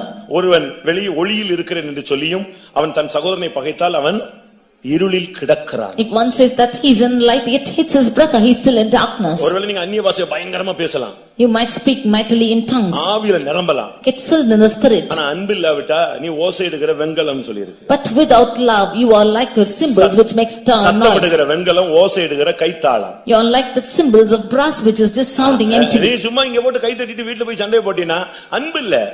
If you clap out here and go home and fight no love, நீ உன்னால நிமிர்ந்து நிக்க முடியாது. you cannot stand straight. அன்புதான் ஒரு மனிதனை நிமிர்ந்து நிக்க வைக்கக்கூடிய சக்தி. It is love which is having the power to stand to make a man straight. இந்த அன்பு சரியில்லாதபடியால் தான் தேவ அன்பை உள்ளத்துல ஊற்றுகிறார். Because this love is not right, God is pouring out his love to us. அந்த அன்பு வந்த பிறகுவாது உன் பிள்ளையை நேசி, புருஷனை நேசி, மனைவியை நேசி. At least after this love comes into you, you will start loving your husband, your wife, your children. கிறிஸ்து சபையை நேசிக்கிறார். Christ loved the church. அந்த மனுஷன் எவ்வளவோ தவறு செய்றான். The man made so many errors. ஆனாலும் அவனை விடுறதில்ல. But he's not leaving him. அவனை தாங்கிக் கொண்டே வருகிறார். He is still enduring him. வேதம் சொல்லுகிறது ஆரம்பத்துல வைத்த அன்பு போல முடிவு வரைக்கும் அவர் அன்பு வைக்கிறாராம். As the word of God says, as he had loved in the beginning, he loved them till the end. அப்படி எத்தனை குடும்பத்துல அப்படி உண்மையான அன்பு இருக்கிறது? How many of their families have such love? அன்பு இல்லன்னா அவன் தேவனை பார்க்கவே முடியாது. If you have no love, he cannot see God. அன்பில்லாதவன் தேவன் இல்லாதவன். He has no love, does not have God. அதுக்காக அன்பை எப்படி டெய்லி கொஞ்சி காட்டிட்டு இருக்க முடியுமான்னு ஒரு சிலர் கேட்பாங்க. For that some of them will say, to show out our love, can we always keep நீ pleasing others? புருஷனா இருந்தா மனைவியா இருந்தா அந்த ஸ்தானத்துல இரு, அது போதும். If you are a husband or a wife, you just stand in that position, that's sufficient. உண்மையான அன்பு எத்தனை பேருக்குள்ள இருக்கிறது? How many of you have true love within you? நம்ம என்ன நினைக்கிறோம்? அன்புன்னா ஒரு ஆள் பின்னாலேயே சுத்துறது அன்புன்னு நினைக்கிறோம். We think that true love is to just walk about behind one person. அது மிருகத்தனமான வாழ்க்கை. That is only beastly life. அது அன்பு அல்ல. That's not love. ஒருத்தனுக்கு குறைவு உண்டு என்று கேட்கும் பொழுது உனக்கு இருந்துட்டு அதை பார்த்துட்டு நீ பாட்டுக்கு போற பாரு, அதுதான் அன்பில்லாத தன்மை. When there is shortcoming in one person, you just seeing it and going by your side, that is an experience without love. இத குறித்து யோவான் ரொம்ப அழகாக சொல்லுகிறார். About this John explains. அவருக்கு அன்பின் அப்போஸ்தலன் என்ற பெயர் உண்டு. He is called as the loving apostle. 1 யோவான்ல நான் பார்க்கும் பொழுது We read about it in 1 John 3ஆம் அதிகாரத்திலே chapter 3 17ஆம் வசனத்திலே verse 17. ஒருவன் இவ்வுலக ஆஸ்தி உடையவனாய் இருந்தும் And one having the world's goods, தன் சகோதரனுக்கு குறைச்சல் உண்டு என்று கண்டு seeing that his brother has a need, தன் இருதயத்தை அவனுக்கு அடைத்துக் கொண்டால் and if he shuts up his bowels of அவனுக்குள் compassion, தேவ அன்பு நிலை கொண்டு இருப்பது எப்படி? how can the love of God dwell in him? இதுல இருந்து என்ன விளங்கிக் கொள்றோம்? What do we understand from this? சகோதரனுக்கு குறைச்சல் உண்டுன்னா வந்துருவானோ ஸ்தோத்திரம்னு கதவு பூட்டி வைக்க கூடாது. If there is any need for your brother, you should not lock your head saying praise the Lord. சகோதரனுடைய குறையை நிவர்த்தி செய்யறது தான் உண்மையான அன்பு. Going and fulfilling the need of your brethren is true love. இல்லாதவனுக்கு கொடுப்பதுதான் அன்பு. The giving to the Father is true love. நமக்குள்ள எத்தனை பேருக்குள்ள அந்த அன்பு இருக்கிறது? How many of us have the love within us? நான் திரும்பவும் சொல்லுகிறேன், உனக்குள்ள இருக்கிற அன்பை நீ சரியான விதத்துல பிராக்டீஸ் பண்ணாதனால தான் கர்த்தர் தன்னுடைய அன்பை உனக்கு கொடுத்து உன்னை கிறிஸ்தவ வாழ்க்கையில கொண்டு வருகிறார், செயல்பட வைக்கிறார். I again repeat, because you do not practice that love within you, the Lord is giving his love within you and working you to work with it. 1 கொரிந்தியர் 13ல நீங்க படிச்சு பாத்தீங்கன்னா முதல் 10 வசனத்துல பயங்கரமாக காரசாரமாக பவுல் பேசுகிறார். In 1 Corinthians chapter 13 verses 1 to 10, St. Paul speaks very hotly about this. நீ என்ன தீர்க்கதரிசனம் சொன்னாலும் பிரயோஜனம் கிடையாதுன்றார். Whatever prophecy you might say, it's of no use. என்ன விசுவாசியா இருந்தாலும் பிரயோஜனம் இல்லன்றார். Whatever believer you are, it's of no use. மலைகளை பெயர்க்கத்தக்க விசுவாசம் இருந்தாலும் உனக்கு அன்பில் என்ன பிரயோஜனம் இல்ல. Although you have faith to shake the mountains, without love you is enough no use. சத்தம் போட்டு அந்நிய பாஷை பேசிட்டு வீட்ல போய் நீ எதிர்த்து நின்னு போராடிட்டீனா அந்த அபிஷேகத்துல பிரயோஜனம் இல்ல. If you shout and speak in tongues and go back home and resist, then that anointing there's no use. 1 கொரிந்தியர் 13:3 பார்க்கும் பொழுது உனக்கு உண்டான யாவற்றையும் நீ அன்னதானம் பண்ணினாலும் சரீரத்தை சுட்டெரிக்க ஒப்பு கொடுத்தாலும் அன்பு இல்லாவிட்டால் பிரயோஜனம் இல்லை. In 1 Corinthians 13:3, though I bestow all my goods to feed the poor, and though I give my body to be burned, yet without charity it profit me nothing. சரியா நீங்க குடும்பத்துல அன்பு கூறுங்க, சபையில அன்பு கூறுங்க, ஊழியக்காரத்தை அன்பு கூறுங்க, எல்லாத்துக்கும் ஒரு லிமிட் இருக்கு. Love your families, your church and the servants of God wholeheartedly. There's a limit for that. நான் திரும்பவும் சொல்றேன். I again repeat. தமிழ்ல சொல்லுவாங்க அளவுக்கு மிஞ்சினால் அமிர்தமும் நஞ்சுன்னு சொல்வாங்க. In Tamil they will say that which is going exceeding its limit is also poison. புருஷன் மனைவிட்ட அன்பு கூறதுக்கு ஒரு லிமிட் இருக்கு. There is a limit for the husband to love his wife. மனைவி புருஷன் மேல அன்பு கூறதுக்கு ஒரு லிமிட் இருக்கு. The wife to love her husband is also having limits. பெற்றோர் பிள்ளைகள் மேல அன்பு கூறதுக்கு ஒரு லிமிட் இருக்கு. Parents to love their children has a limit. பிள்ளைகள் பெற்றோர் மேல அன்பு கூறதுக்கு ஒரு லிமிட் இருக்கு. And children to love their parents has a limit. விசுவாசிகள் ஊழியர்கள் மேல அன்பு கூறதுக்கு ஒரு லிமிட் இருக்கு. And the believers to love the servants of God has a limit. ஊழியர்கள் விசுவாசிகள் மேல அன்பு கூறதுக்கு ஒரு லிமிட் இருக்கு. And servants of God to love the believers has a limitation. Limit இல்லாதது தேவனிடத்தில் மேல அன்பு கூறது மட்டும் தான் லிமிட்டே கிடையாது. And that which is without limit is to love towards God. இத விட்டுட்டு ஊழியக்காரங்க அக்கா அக்கா அக்கா பிரதர் பிரதர்னு போனானாலே எங்கேயோ போய் உள்ள போறான்னு அர்த்தம். ஃபைனல் ஸ்டேஜ் வண்டி சறுக்குதுன்னு அர்த்தம். Leaving this, if you say that you are loving the brother or the sister and say go behind them, then that vehicle is slipping. அதே மாதிரி ஊழியக்காரங்களை நேசிக்காம, சபையை நேசிக்காம, கிறிஸ்துவை நேசிக்காம ஏதாவது ஒரு விசுவாசி பின்னாலேயே வால் பிடிச்சிட்டே போயிட்டான்னு அர்த்தம். Similarly, the servants of God not loving the believers or the church and go behind one believer, then he is gone. அதே போல Like this. ஒரு மனைவி புருஷன் புருஷன் புருஷன் சொல்லிட்டு 10 நிமிஷத்துக்கு ஒரு போன் 7 நிமிஷத்துக்கு ஒரு போன் எங்க இருக்கீங்கன்னா கொஞ்ச நாள்ல பிச்சிட்டு போயிடுவான்னு அர்த்தம். And the wife also saying that she is loving her husband for 10 minutes or 7 minutes she is calling and asking where you are, then immediately we can understand that she'll நான் go. சொல்றது சரின்னு சொல்றவங்க மட்டும் அல்லேலூயா சொல்லுங்க. எல்லாரும் அனுபவத்துல பாத்துருக்கீங்க. You would have seen in your experience. எங்கேயும் limit தாண்டும் போது என் பிள்ளை உடனே பைபிள்ல சொல்லிருக்கு, நீ அதிகமா நேசிக்கிறதை ஒரே அடியில் உன்னிடத்துல இருந்து எடுத்துக்கொள்வேன். எடுத்துட்ட பிறகு அப்படியே உட்கார்ந்திருப்பாங்க சித்தப்பரம பிடிச்ச மாதிரி. When you cross the limit, the word of God says that whom you love more, then I will take them out of you, then than you will be தாயையாவது saved. தன் தகப்பனையாவது தன் மனைவியாவது தன்னுடைய பிள்ளைகளையாவது என்னிலும் அதிகமாக நேசிக்கிறவன் எனக்கு பாத்திரன் அல்ல. He who loves the father, mother, wife or children or husband is more than me, is not worthy of me. அப்படி 5 நிமிஷத்துக்கு அதுக்கு தமிழ்ல வச்சிருக்கான் ஒரு பேரு, அன்பு தொல்லையா. That is why in Tamil they say that it's the worries of love. அது ஸ்டார்டிங்ல ரொம்ப இன்ட்ரெஸ்டா இருக்கும். In the beginning it will be very interesting, அது போக போக கடைசில பெரிய குழப்பத்தை உண்டு பண்ணிடும். but as days goes by it will start to confusion. ஒரு சகோதரனை நானு மதுரை போகும்போது கூட்டி போயிருந்தேன். I had called the brother to Madurai when I was going. அவன் என்னுடைய விசுவாசி தான். He was a believer. அன்னைக்கு எனக்கு டிரைவர் இல்லனால நீ வர்றேன்னா அவன் கார் எடுத்து வந்தான், என் கூட தான் வந்தான். Because we had no driver, I called him and he came along with me. என் கூட தான் வந்திருக்கான். சென்டர் ஃபெய்த் போயிருக்கோம். இப்ப திரும்பி ரெண்டு பேரும் எங்க ஃபெய்த் போறோம். We had gone to the center faith home and he came along with me. We are going back by our way. என் கூட தான் வந்திருக்கான்னு அந்த சகோதரிக்கு நல்லா தெரியும். That sister knows truly that she's come with me. ஆனாலும் அந்த ஆவி இருக்க விடல. But that spirit did not allow her to stay. Phone பண்ணி எங்க வந்துட்டு இருக்கீங்க? Calling, she's asking where you're coming. திருப்பி 10 நிமிஷம் கழிச்சு எங்க வந்துட்டு இருக்கீங்க? After 10 minutes again she's calling as to where you're coming. Pastor கூட இருக்காரா? Is pastor with you? Doubt. Having a doubt. Pastor கூட இருக்காரா? Is pastor with you? அப்ப ஏன் டக்குன்னு போன் ஆஃப் பண்றீங்க? அவர் சத்தம் கேட்கட்டும். அதாவது கூட இருக்கிற ஆள் சத்தம் கேட்கணுமா? Then why are you switching off your phone? Let the sound of the one who is with you be heard. ஒரு நாள் One day இவன் எங்கேயோ ஒரு கடையில போய் நின்னுட்டான். he was standing in some shop. இவ போன் பண்ணி எங்க இருக்கீங்கன்னு. She called out and asked where you are. இவன் ஆன் பண்ணி நான் இங்க ஒரு கடையில நிக்கிறேன். He said I'm there in the shop. அங்க ஒரு குழந்தை ஓன்னு அழுதுருச்சு. One child was screaming out there. குழந்தை சத்தம் கேக்குதே. The shout scream of the child is heard. அவ்வளவுதான், சனி பிடிச்சிருச்சு, அந்த குடும்பத்துக்கு பிசாசு பிடிச்சிருச்சு. From that day devil caught to that house. இப்ப நான் சொல்லட்டுமா உண்மையை சொல்றேன், இப்ப டைவர்ஸ்ல இருக்காங்க. Now truly they are in divorce. இப்ப அவர் 4000 ரூபாய் கொடுக்கறாரு, பிள்ளைகளுக்கு ஃபீஸ் கட்டறாரு, பிள்ளைகளை மட்டும் பாத்துக்குவாரு. இந்த அம்மா 4000 ரூபாய் வாங்கிட்டு வாடகை கட்டிட்டு உட்கார்ந்திருக்கு. ஏன்னா ஒரு காலத்துல என்னது அன்பு எக்ஸ்ட்ரீமா போய் எக்ஸ்ட்ரீமா பிச்சிட்டு வந்துருச்சு. Now he is only paying 4,000 and the fees for the children, when now that woman is sitting like that because there once upon a time that love went to the extreme and it's now caught. அன்புனா கரெக்ட்டா இருக்கணும். The love should be exactly correct. கிறிஸ்துவை காட்டிலும் வேற எதையும் நீ நேசிக்கவே கூடாது. More than Christ you should not love anything else. எது மீறினாலும் எது தாண்டினாலும் உனக்கு லிமிட் தாண்டிருச்சா முடிஞ்சு போச்சு. When anything is exceeding any its limits, it's over. அந்த ஜீவன்களின் கால்கள் நிமிர்ந்திருந்தன, காரணம் அது அன்பில் நின்று கொண்டிருந்த மனித சாயல்ல இருந்தது. The feet of the living creatures were straight because it had the face of man. மனித சாயல்னா தேவனுடைய சாயல், தன்னுடைய ரூபத்தின்படி அவனை உண்டாக்கினார். Image of man is the image of God because he created him in his image. ஒரு சிலர்லாம் நீங்க யாரை நேசிக்கிறீங்கன்னு இப்ப நிதானிச்சுக்கணும். Some of them you should discern as to how you are loving people. இரண்டாவது ஜீவன் சிங்கமுகம். Secondly, the face is the face of lion. சிங்கமுகம் எதை காண்பிக்குதுன்னா தைரியத்தை காண்பிக்கிறது. The face of lion shows boldness. இதுக்குள்ள வந்துட்ட பிறகு நீ கோழையாகவே இருக்க கூடாது. After coming into this you should not be a coward. இது கோழையை வீரனாக்குகிற ஒரு மார்க்கம். This is the religion which is making the coward to be brave. சத்தியத்துல விசுவாசத்துல இந்த உபதேசத்துல நீ கிறிஸ்துவின் அன்பில தைரியமா நிக்கணும். In the religion, in the faith, in the love of Christ you should boldly stand. என்னை போன்றவன் ஓடி போவானோ? Should such a person as I flee? மிகுந்த பலனுக்கு ஏதுவான உங்கள் தைரியத்தை விட்டு விடாதீர்கள். You should not leave the boldness which you have towards the goal. எபிரேயர் 10:35 இந்த வார்த்தை சொல்லிருக்கு, மிகுந்த பலனுக்கு ஏதுவான உங்கள் தைரியத்தை நீங்க விட்டுறாதீங்க, ஏன்னா அதுதான் உங்களுக்கு பெரிய reward. In Hebrews 10:35 it is said, do not leave the boldness which you have towards your great reward. இந்த சிங்கம் வந்து எதுக்குமே பின்னடையாது. This lion will not go behind for anything. நீதிமொழிகள் 30:30 பார்க்கும் பொழுது Proverbs 30:30 எதற்கும் பின்னடையாததான சிங்கம், the lion which is not backsliding for anything. நின்னு போராடும், முடியலனா அங்கேயே அடிபட்டு சாகும். It will stand and strive, if it's not possible it will get hit and die. ஆனா பின்னால மட்டும் அடி எடுத்து வைக்கவே வைக்காது. But it will never step behind for anything. இன்னொரு ட்ரிப் சான்ஸ் கிடைச்சா அடிக்கலாம்லாம் யோசிக்கவே யோசிக்காது. இன்னைக்கு தான் ஜெயிக்கணும், இன்னைக்கு ஜெயிக்கலையா சாகுறதுக்கு ரெடின்னு சொல்லும். It will never think that it will have an attempt the next time.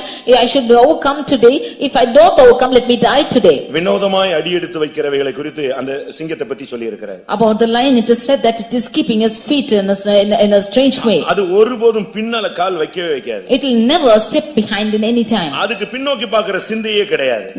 It has not had the thought to turn behind. வினோதமாய் அடியெடுத்து வைக்கிறவைகள் 3 உண்டு, வினோத நடை உள்ளவைகள் 4 உண்டு.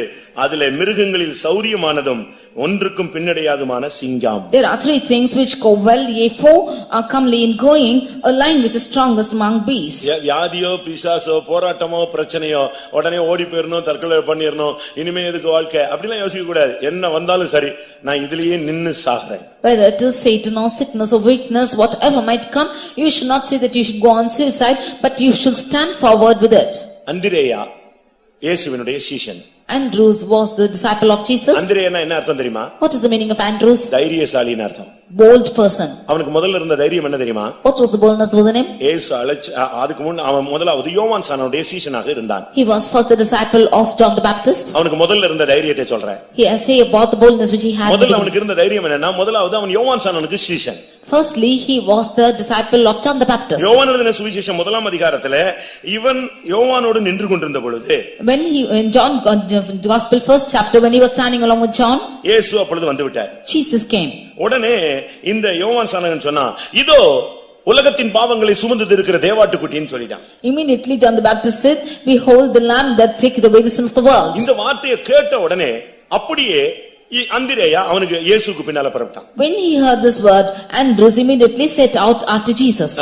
ஒரு நைட் போய் இயேசுவோடு தங்கினான். And he went and stayed with Jesus. அடுத்த நாள் காலையில வந்து அவங்க அண்ணனாகிய பேதுருவிட்ட பார்த்து சொன்னா, நான் பைபிள்ல சொல்லி இருக்கிற மேசியாவை பார்த்துட்டு வந்தேன்னு சொன்னான். Next morning he came and told his brother Peter, saying, I have seen Messiahs whom the Bible says. இதுல இருந்து என்ன விளங்கிக் கொள்கிறோம்? What do we understand from this? அவன் பேருக்கத்த தைரியசாலி. அதாவது என்னைக்கு அவனுக்கு இந்த வெளிச்சம் கிடைச்சதோ உடனே யோவானுடைய சீசன்ங்கிற பேரே வேண்டாம், அந்த சபை விசுவாசி வேண்டாம், நான் இந்த சபையில வந்துறேன்னு வந்துட்டான். He was bold as his name, and whenever he got the light of the relation of Christ, he said that I do not want to be the believer of that church, but I will be the believer of Jesus. உன்னுடைய பழைய மார்க்கத்தை, பழைய சபையை, பழைய ஐக்கியத்தை விட்டு வரதுக்கு உனக்கு தைரியம் வேணும். You need the boldness to leave your old religion and your old churches. இங்க வந்தா கல்யாணம் கிடைக்காது, இங்க வந்தா செத்து போனா அடக்கம் பண்ண முடியாது. நிச்சயமா அடக்கம் பண்ணுவோம். After I come here, I will not get any facility, I will not be buried if I die. எங்கேயாவது அடக்கம் பண்ணாம வைக்க முடியுமா? 2 நாள் வச்சா அவ்வளவுதான், கவர்மெண்டே வந்துருவான். Sure, you should be buried when you are dying. They cannot be with a buried. உனக்கு சபை சத்தியத்தின் நிமித்தம் நீ இருக்கிற சபை விட்டு வெளியே வர்றதுக்கு ஃபர்ஸ்ட் தைரியம் வேணும். நீ இருக்கிற குடும்பத்தை விட்டு வெளியே வர வேணும். நீ இருக்கிற பாரம்பரியத்தை விட்டு வெளியே வர்றதுக்கு உனக்கு முதல்ல தைரியம் வேணும். You need the boldness to come out of the church you are in firstly, and from the families you are in, and from the society you are in. அந்திரேயா வெளியே வந்தான். Andrews came out. அடுத்து Nextly, இயேசு சொல்றார், அவனுக்கு அழைப்பு கொடுக்கிறார். Jesus gave him a calling. வா, உன்னை நான் மனுஷனை பிடிக்கிறவனாய் மாற்றுகிறேன். Come, I shall make you fishers of men. அந்த அழைப்பு கிடைச்ச உடனே அழைப்புக்கு கீழ்ப்படிஞ்சு வர்றதுக்கு அவனுக்கு தைரியம் இருந்தது. And he had the boldness to obey that calling and coming. இப்ப நம்ம பிள்ளைகள் எல்லாம் கூப்பிட்டா நான் வரல. Now if we call our children, they will say they will not come. உடனே அவங்க அம்மா சொல்லுவாங்க, ஐயோ இவெல்லாம் போய் ஊழியமே செய்ய முடியாது. Then immediately the mother will say she cannot go and do the ministry at all. எல்லாம் இந்த குருடர்கள் சப்பானிகள் சபையில பெருகி போனபடினால சீயோன் கோட்டையை பிடிக்கிறதுக்கு ஆளே காணோம். Because the lame and the blind are increased in the church, there are not people to catch the foot of Zion. கர்த்தர் அழைத்தார்.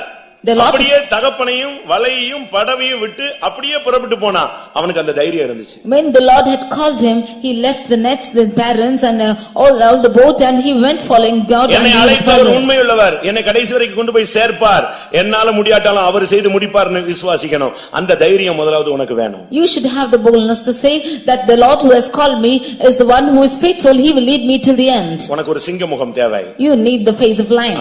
நீ அப்பொழுது நிமிர்ந்து நிற்பாய். Then you will stand upright. அந்த 4 ஜீவன்களும் கால்கள் நிமிர்ந்து நின்றன.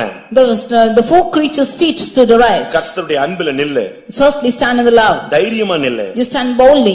அடுத்ததாக எருது முகம். Nextly, the face of an ox. இது பாடுகளின் ஜீவியத்தை காண்பிக்கிறது. This shows the life of suffering. இல்லாவிட்டால் உழைக்கும் தன்மையை காண்பிக்கிறது. This shows the tendency of laboring. ஆவிக்குரிய ஜீவியத்திலே பாடுபடுகிற ஜீவியம் உலக பிரகாரமாக உழைக்கும் தன்மை. This shows the tendency of suffering in the spiritual life and the laboring in worldly life. 144 சங்கீதம் 14 வசனத்தை பார்க்கும் பொழுது, எங்கள் எருதுகள் பலத்தவைகளா இருக்கும், அப்பொழுது சத்துரு உட்புகுதலும் குடியோடி போகுதலும் இராது, எங்கள் வீதிகளில் கூக்குரல் உண்டாகாது. In Psalm 144 verse 14 we see that our oxen may be strong to labor, that there be no breaking in nor going out, and there be no complaining in our streets. நம்முடைய எருதுகள் பலத்ததா இருக்கணும், நம்முடைய ஜனங்களுடைய கால்கள் நிமிர்ந்து இருக்கணும், கர்த்தருக்காக நிக்கணும். அப்ப பிசாசு வராது. Our oxen should be strong, the feet of our people should be straight, only then Satan will not come. நீ ஸ்ட்ராங்கா இருக்கணும். You be strong. நல்ல பாடுகள் படணும். You should suffer more. இயேசு கிறிஸ்து பட்ட பாடுகளினாலே கீழ்ப்படிதலை கற்றுக்கொண்டு அவர் பூரணர் ஆனார். By the sufferings that Jesus suffered, he learned obedience and became perfect. நீ நல்ல பாடுபட்டீனா பாவங்களை விட்டு ஓய்ந்திருப்பாய். If you suffer more, then you will be refraining from sins. அப்படிதான் வேதம் சொல்லுகிறது. That's the word of God say. பேதுருவை நாம் பார்க்கும் பொழுது When we read in Peter, 1 பேதுரு 4 முதல் 2 வசனங்களே மாம்சத்திலே பாடுபடுகிறவன் பாவங்களை விட்டு ஓய்ந்திருப்பான். 1 Peter 4:1 and 2 we see that he who is suffering in his body will refrain from sin. இயேசு பாடு அனுபவித்தார். Jesus endured sufferings. பாடுகளை ஏற்றுக்கொண்டார். And he accepted sufferings. பிதா அவரை பாடுகளுக்கு உட்படுத்தினார். And if the Father accompanied him to suffering. உனக்கு ஒரு எருது முகம் இருக்கணும். You should have the face of an oxen. பாடுகள் படணும். You should suffer. கிறிஸ்துவின் நிமித்தம் நீ எவ்வளவு பாடுபட்டிருப்பாய்? For the sake of Christ how much you would have suffered? கிறிஸ்துவுக்காக என்ன செய்திருப்பாய்? For Christ what would you have done? உன் குடும்பத்துக்காக உங்க அம்மாவுக்காக உன் பிள்ளைகளுக்காக என்னெல்லாமோ நீ செய்திருக்கிறாய். For your family, for your mother, for your father, you have done so many things. அதெல்லாம் தப்பு நான் சொல்லல. I don't say it's wrong. ஒரு நல்ல விசுவாசி நல்லா உழைக்கணும். A good believer should labor more. கஷ்டப்பட்டு வாழ்க்கையில முன்னேறணும். He should suffer and go progress in his life. குடும்பத்துக்காக நல்ல உழைத்து சேர்த்து நல்ல செழிப்பா மாறணும். கர்த்தருடைய ஆசீர்வாதம் ஐஸ்வரியத்தை தரும். அதனோடு அவனுக்கு வேதனையை கூட்டார். ஐஸ்வரியத்தை சம்பாதிக்கத்தக்கதான பலனை கர்த்தர் உனக்கு கொடுக்கிறவர். For his life he should suffer more, and the Lord grants you the grace that you might suffer, and the riches of the Lord will not add sorrow to it. ஆனா அதே போல கிறிஸ்துவுக்காக நீ பாடுபடணும். And similarly you should suffer for Christ. ஒருவன் கிறிஸ்தவனாய் இருப்பதால் பாடுபட்டால் வெட்கப்படாமல் தேவனை மகிமைப்படுத்தி வாழ வேண்டும். If one be a Christian, then he should without shame he should endure sufferings and glorify God. இந்த வயசுல நீ 5ல விளையாட்ட எப்பொழுது விளைய போகிறாய்? If you are not going to be bent at 5, at what age will you be bent? உனக்கு கிடைத்த இந்த நாளிலாவது கர்த்தருக்காக எதையாவது நீ செய்யாவிட்டால் நீ எப்பொழுது செய்ய போகிறாய்? If at this day that you get for God, if you are not going to do anything for God, what will you do? கடைசியாக கழுகு முகம். Finally the face of an eagle. இது ஒரு உன்னதமான ஒரு அனுபவம், உயரமான ஒரு அனுபவம். This show is a lofty experience. பிரியமானவர்களே, கிறிஸ்துவுக்குள்ள வந்த பின்பு நாம் பூமிக்குரிய ஒரு சிந்தையோடு வாழவே கூடாது. Dear beloved, after coming into Christ we should not live with an earthly mind. நம்மை அவரோடு கூட எழுப்பி உன்னதங்களில் அவரோடு கூட உட்கார வைத்தார். He has made us to be risen with him and made us to be seated with him. எபேசியர் 2:7 நாம் இதை பார்க்க முடியும். In Ephesians 2:7 we can read this. கிறிஸ்துவுக்குள் நம்மை அவரோடு கூட எழுப்பி உன்னதங்களில் அவரோடு கூட உட்காரவும் செய்தார். He has risen up with him in Christ and made us to be seated with the heavenly place in Christ. உன்னதத்தில் நீ இருந்தினா உன்னதத்திலே ஆசீர்வாதம் உனக்கு கிடைக்கும். If you are in heavenly places you will receive the heavenly blessings too. கழுகு இங்க எங்கயாவது முள்ளு செடிக்குள்ள போய் கூடு கட்டிட்டு உட்காராது.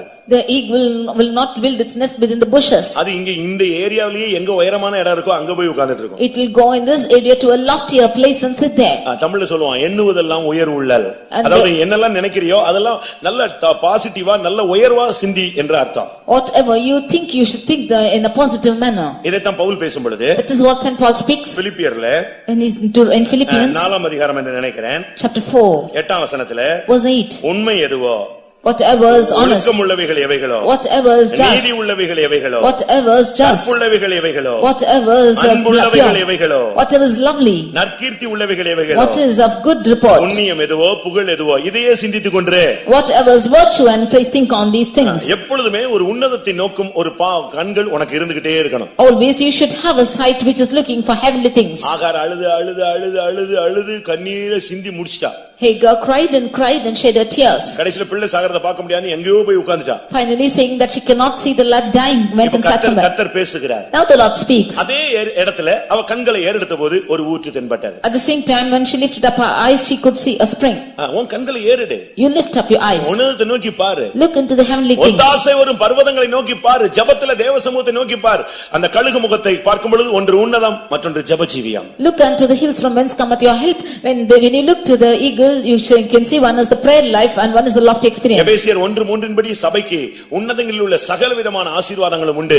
நாம் அதை சுவீகரித்துக் கொள்ள வேண்டியது அவசியம். According to Ephesians 1:3 there are spiritual blessings in the heavenly places in Christ which we have to inherit. உன்னதத்திலிருந்து வருகிற பலத்தினால் தரிப்பிக்கப்படும் வரை நீங்கள் எருசலேமை விட்டு புறப்படாதிருங்கள். You do not leave Jerusalem until you be endued with power on high. பிரியமானவர்களே, உன்னதமான ஒரு வாழ்க்கை இருக்கிறது. Dear beloved, there is a high spiritual experience. நல்ல ஒரு ஹையான ஒரு பிரேயர் லைஃப் இருக்கிறது. There is a high and prayer life. நீங்க உன்னதத்தை நோக்கும் அந்த பாதையிலேயே நீங்க இருக்கணும். You should have a loftier sight. விவேகிக்கு இந்த ஜீவ வழி உன்னதத்தை நோக்கும் வழியாம். Unto the wise the path of life is the life which is going towards heaven. அதை மட்டும் வாசித்து முடிவுக்கு கொண்டு வருவோம். Let us read that verse. நீதிமொழிகள் 15ஆம் அதிகாரம் Proverbs chapter 15 24ஆம் வசனம். verse 24. கீழான பாதாளத்தை விட்டு விலகும்படி விவேகிக்கு ஜீவ வழியானது உன்னதத்தை நோக்கும் வழியாம். விவேகிக்கு ஜீவ வழி உன்னதத்தை நோக்கும் வழி. The way of the life about to the wise. நாம் இந்த நாட்களில் விவேகிகளாக காணப்பட வேண்டும். These days we should be found as wise people. வேகத்தை விட விவேகம் நல்லது என்று எழுதி போட்டிருப்பான். They will say that more than the fastness by wiseness is இந்த கழுகு important. அதனுடைய ஜீவனுடைய கால்கள் நிமிர்ந்து நின்றன. This eagle's feet stood straight. ஒரு சரியான ஒரு ஜெப வாழ்க்கை உன்னை நிமிர்ந்து நிற்க வைக்கும். A right prayer life will make you to stand straight. பாடுகளின் ஜீவியம் உன்னை நிமிர்ந்து நிற்க வைக்கும். Life of suffering will make you to stand straight. இன்னைக்கு பணக்காரங்களா இருக்கவங்க பாருங்க, எவ்வளவு ஒரு காலத்துல பாத்தீங்கன்னா சாப்பாடு இல்லாம இரவும் பகலும் அலைஞ்சு கஷ்டப்பட்டு இன்னைக்கு அவங்க எல்லாம் நல்ல வசதியா இருக்காங்க. அது காரணம் அவங்க பட்ட பாடுகள் இன்றைக்கு அவர்களை நிமிர்ந்து நிற்க வைத்திருக்கிறது. Today people are found in facilities but once suffering and they suffered hard and they are suffering and made them to stand straight. உன்னை நிமிர்ந்து நிற்க வைக்கக்கூடிய 7 வல்லமைகள். The 7 powers which make you to stand straight. ஒன்று அபிஷேகம். One is anointing. எத்தனை பேர் இந்த அபிஷேகம் உன்னை நிமிர்ந்து நிற்க வைக்கும் என்று விசுவாசிக்கிறீர்கள்? How many of you believe that this anointing will make you to stand straight? சரியான அபிஷேகத்துல நம்ம நிற்கும் பொழுது நாம் தலைகுனியவே வேண்டியதில்லை. When we stand in right anointing we need not be confounded at all. நீதிமான்களுடைய வாழ்க்கை உன்னை நிமிர்ந்து நிற்க வைக்கும். The life of the righteous will make you to stand straight. உன்னை காத்துக்கொண்டால் நீ நிமிர்ந்து நிற்பாய். If you preserve yourself you shall stand straight. அன்பு பாராட்டினால் நீ நிமிர்ந்து நிற்பாய். If you show love then you shall stand straight. தைரியமா இருந்தால் நீ நிமிர்ந்து If நிற்பாய். you stand with boldness you shall stand நீ straight. பாடுபட்டு உழைத்து நின்று பார், நீ நிமிர்ந்து நிற்பாய். If you suffer and stand straight you can stand straight. உன்னதமான ஆசீர்வாதங்களை எதிர்நோக்கி உன்னுடைய ஜெப ஜீவியத்தை நீ கட்டி எழுப்பு, நீ நிமிர்ந்து நிற்பாய். Looking forward for heavenly blessings you build up your prayer life you shall stand straight. எத்தனை பேர் நிமிர்ந்து நிற்க How ஆசைப்படுகிறீர்கள்? many of you decide to stand straight? இதுக்குள்ள வந்த பின்பு எங்கேயாவது போய் விழுந்து கொண்டு நீங்கள் தலைகுனிந்து நீங்கள் வாழக்கூடாது. After coming into this religion you should not be confounded, you should not be falling down anywhere. கிறிஸ்தவ மார்க்கம் நிமிர்ந்து நிற்கிற மார்க்கம். The Christian religion is a religion which makes you to stand straight. ஆயிரக்கணக்கான வருடங்கள் தலைகுனிந்த மனித சமுதாயத்தை நிமிர்ந்து நிற்க வைக்கும்படியாக இயேசு வந்தார். The humankind which was been down for thousands of years, in order to make them straight Jesus came down. இன்றைக்கு அவர் போன பின்பு ஆவியானவர் எதற்காக வந்திருக்கிறார்? Today after he is gone, why for the Holy Spirit இந்த is come? ஊழியம் எதற்காக இருக்கிறது? Why is this ministry? இந்த ஊழியர்கள் எதற்காக இருக்கிறார்கள்? Why are the servants of God here? தலைகுனிந்து வருகிற ஒரு புதிய ஆத்துமாவை இந்த சத்தியத்தை கொடுத்து தேவனுடைய வல்லமையை கொடுத்து அவரை நிமிர்ந்து நிற்க வைக்கிறோம். A new soul who is being confounded coming into the church, we give him the truth and we make him to stand straight. இந்த அனுபவங்களில் எதையாவது குறைவாக இருந்தால் இப்பொழுது நாம் பெற்றுக்கொள்ள வேண்டிய நேரம். If there is anything short coming in this, then it is the time for us to receive. கர்த்தாவே, நீர் வரும்பொழுது கூட நான் தலை நிமிர்ந்து உம்மை பார்த்து உம்மோடு இணைய வேண்டும் என்று விரும்புகிறவர்கள் கண்களை மூடுங்கள். Lord, when you should come, you should make my head to be lifted up that I might see you. All those who decide this, close your eyes. உங்கள் மீட்பு சமீபமாய் இருக்கிறபடியினால் Because your redemption is at nigh. நீங்கள் நிமிர்ந்து பார்த்து உங்கள் தலைகளை உயர்த்துங்கள் என்று இயேசு சொன்னார். Jesus said, lift up your heads. எல்லாரும் கண்களை மூடுவோம். All close your eyes. சில நிமிடங்கள் தருவோம். For some moments we'll give. அந்த நிமிர்ந்து நிற்க வைக்கக்கூடிய பலன் உங்களுக்குள்ள வரணும். The strength that will make you to stretch come unto you. 10 நாள் 15 நாள் வியாதியில கிடக்கிறவங்கள பாருங்க, திடீர்னு மெல்ல எழும்புவாங்க. Look at the people who are sick for 10-15 days, they will slowly rise up. அதுபோல விழுந்து கிடக்கிறவர்கள் திடீரென்று எழும்புவார்கள். Like this, those who are fallen down will suddenly rise. கோமால இருக்கிறவங்க திடீர்னு கண்ணை திறப்பாங்க. Those who are in coma will open their eyes. கர்த்தர் உன்னை நிமிர்ந்து நிற்க வைக்க போகிறார். The Lord is going to lift you up. நீ இந்த நிமிஷத்திலிருந்து உன் பார்வை வித்தியாசமாயிரணும். From this moment onwards your sight will be different. உன்னுடைய நடை உடை பாவனை எல்லாம் வித்தியாசமாயிரணும். All your walkings and behavior will be different. உன் காதுல ரெண்டே சத்தம் ஒரே சத்தம் ரெண்டு காதிலும் கேட்டுக்கிட்டே இருக்கணும். The one's voice should be heard in both your ears. நான் உன்னை நிமிர்ந்து நிற்க வைக்கிற தேவன். I am the God who makes you to stand straight. நான் உன்னை நிமிர்ந்து நடக்க பண்ணுகிற தேவன். I am the God which will make you to walk upright. நீ அப்படி யோசிக்கிற நேரத்துல எல்லாம் இந்த வார்த்தை உன்னை நோக்கி வரணும். And when the times you think these words should come towards you. எல்லாரும் கண்களை மூடி முழங்கால் படியட்டும். Or close your eyes and kneel down. முழங்கால் போட முடிஞ்சவங்க எல்லாம் சேர்ல இருந்தீங்கன்னா அந்த வராண்டால வந்து கொஞ்ச நேரம் முழங்கால் போடுங்க. All of you, those who can stand on knees, those who are on chairs also can stand on knees in the veranda. கர்த்தாவே, என் வாழ்க்கையில நான் பல சூழ்நிலைகளிலே மற்றவங்க மத்தியில யாருக்கும் தெரியாது, ஆனா தலைகுனிஞ்சது உமக்கும் தெரியும், எனக்கும் தெரியும், சாத்தானுக்கும் தெரியும். Lord, in many situations when nobody knows, you and I and Satan knows that I have bowed down my head before. சில இடங்கள்ல நான் தலை நிமிர்ந்து இருக்கிறேன். In some places I have been standing straight. சில இடங்கள்ல நான் தலை குனிஞ்சு போயிட்டேன். But some places I have bowed down. சில இடங்களிலே நான் நிமிர்ந்து நின்றுக்கிறேன். In some places I have stood straight. கர்த்தர் எனக்கு உதவி செய்திருக்கிறேன். The Lord has helped me. ஆனா இனிமேல் நான் என் வாழ்க்கை முடிகிற வரைக்கும் தலை நிமிர்ந்தே நான் இருக்க வேண்டும். But hereafter until the end of my life I should stand straight. அவர்களோ முறிந்து விழுந்தார்கள், அதை பத்தி கவலைப்படாத, நாங்களோ நிமிர்ந்து நிற்கிறோம் என்று சொல்லுங்கள். They are fallen down, don't be worried of them, but say that we are risen and stand upright. ஆகானுக்கு முன்பாக மொர்தெகாய் தலை குனிவான்னு சொல்லி எவ்வளவோ ட்ரை பண்ணான். Before Haman, Mordecai, he was trying that Mordecai should be confounded. அதுக்கு என்னென்னமோ முயற்சி பண்ணான். He tried so many limits for that. ஒரு ட்ரிப்பாவது நான் வரும்போது அவன் எழுந்து நிக்கணும். But at least once he should rise and stand when I should come in. ஆமான் வர்றான்னா எல்லாரும் டக்கு டக்கு டக்கு டக்குன்னு எழும்பி நிப்பாங்க. When Haman will say, all of them will rise up immediately. இவனும் எழுந்து நிப்பான்னு ஒரு ட்ரிப்பாவது அவனை எழுப்பி நிப்பாட்டி தூக்கியாத வச்சிரணும்னு ட்ரை பண்ணான். He thought at least once he should make him to stand upright. எப்படி இருக்கும் பாருங்க. You just think and see. அவங்க யார் வந்தாலும் எழும்ப மாட்டேன்டா. But he refused to stand up whoever comes. அவனை வணங்கவும் இல்லை நமஸ்கரிக்கவும் இல்லை. He did not fall down before him nor worship him. ராஜா சொல்லிட்டான் ஆமான் வந்தா எல்லாரும் எழும்பணும் விஷ் பண்ணணும் அவனுக்கு வணங்கணும்னு சொல்றான். The king said that when Haman comes you should all worship and bow down before him. நான் மனுஷனுக்கு தலை வணங்க மாட்டேன். But he said I will not bow down before him. அப்படி தலை வணங்காட்ட அவனை கொன்றுவேன்னு சொல்லி அவன் எவ்வளவு முயற்சி எடுத்தான். And he said that if he does not bow down before him he will kill him. நடந்தது என்ன? But what happened? தேவன் மொர்தெகாயை தலைகுனிய வைத்தாரா? Did the Lord confound the head of Mordecai? வைத்தாரா? வைக்கவே முடியாது. He could not leave him. தேவன் உன்னை நிமிர்ந்து நிக்க வச்சிட்டாருன்னா யாரும் உன்னை தலைகுனிய வைக்க முடியாது. If the Lord would make you to stand upright, nobody can make you to put your head down. இந்த பிரசங்கம் யாருக்கு சரியா புரியும் தெரியுமா? Unto whom will this message rightly apply? தலை குனிஞ்சு வாழ்க்கையில கஷ்டப்பட்டவங்களுக்கு தான் இதனுடைய உண்மையான தன்மை தெரியும். Only to those who are confounded, putting their heads down and suffering their life, this will apply. நிழலோட அருமை எங்க தான் தெரியும்? வெயில்ல தான் தெரியும். The value of the shade is known in the sunlight. அதுபோல தலை குனிஞ்சவனுக்கு தான் அதனுடைய வேதனை கஷ்டம் அந்த கண்ணீர் விட்ட பாதைகள் எல்லாம் அவனுக்கு தான் தெரியும். Only to those who put their head down they will know the difficulty and the path of tears. அப்படிப்பட்டவர்களுக்கு கர்த்தர் பேசுகிறார். உன்னை ஒடுக்கினவர்கள் உன்னிடத்தில் வந்து பணிந்து குனிந்து வணங்குவார்கள். உன் அரிக்கட்டு நிமிர்ந்து நிற்கும். Unto those the Lord is speaking, those who are afflicted will come for you and your sheep will stand upright. ஆம் ஆண்டவரே உம்முடைய வார்த்தையை விசுவாசிக்கிறேன் என்று எத்தனை பேர் சொல்லுகிறீர்கள்? How many of you say, Lord, I believe your word? ஒரு விசை அல்ல சத்துரு பல விசை உன் முன்னாக விழுந்து விழுவான். Not once, many times the enemy will come fall before you. ஏதோ ஒரு சமயம் அல்ல. Not once, just one chance. வாக்குத்தத்தம் உன்னில் நிறைவேறும் வரை அநேக வல்லமைகள் உனக்கு முன்பாக தலை குனியும் வணங்கும். Until the promise be fulfilled in you, many powers will bow down and worship before you. ஏனென்றால் அபிஷேகம் உன்னை தலை நிமிர்ந்து நிற்க வைக்கும். Because the anointing will make you to stand straight. அபிஷேகம் பெற்றவன் எங்கேயும் தலை குனிய கூடாது. The anointed people should never be confounded anywhere. ஏனென்றால் அபிஷேகம் உன்னை தலை நிமிர்ந்து நிற்க வைக்கக்கூடிய சக்தி. Because anointing is a power which makes you to stand straight. உன்னுடைய அழைப்பே நீதிமானுடைய அழைப்பு. நீ தலை குனிய கூடாது. Your calling is a calling of righteous. You should not be confounded. வேதம் என்ன சொல்லுகிறது? What does the word of God say?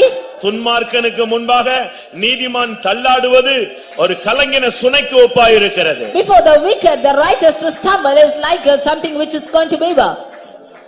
எத்தனை பேர் நான் நீதிமானாய் நிற்க வேண்டும் என்று விரும்புகிறீர்கள்? How many of you want to stand as a righteous? துன்மார்க்கனுக்கு முன்பாக நான் தலை குனிய கூடாது தள்ளாட கூடாது. Before the wicked you should not stumble, you should not bow down. எத்தனை பேர் வாஞ்சிக்கிறீர்கள்? How many of you desire? உன்னுடைய அரிக்கட்டை கர்த்தரே நிமிர்ந்து நிற்க வைக்க போகிறார். The Lord is going to make your sheep to stand upright. ஒன்னு தெரியுமா? Do you know one thing? நிமிர்ந்து நிக்கணும்னு யோசேப்பு யோசிச்சது கூட கிடையாது. Joseph did not even think that he will stand upright. அதுபோல நீயும் கூட நிமிர்ந்து நிக்கணும்னு நீ யோசிச்சிருக்க கூட மாட்ட. You too would not have thought that you will stand straight.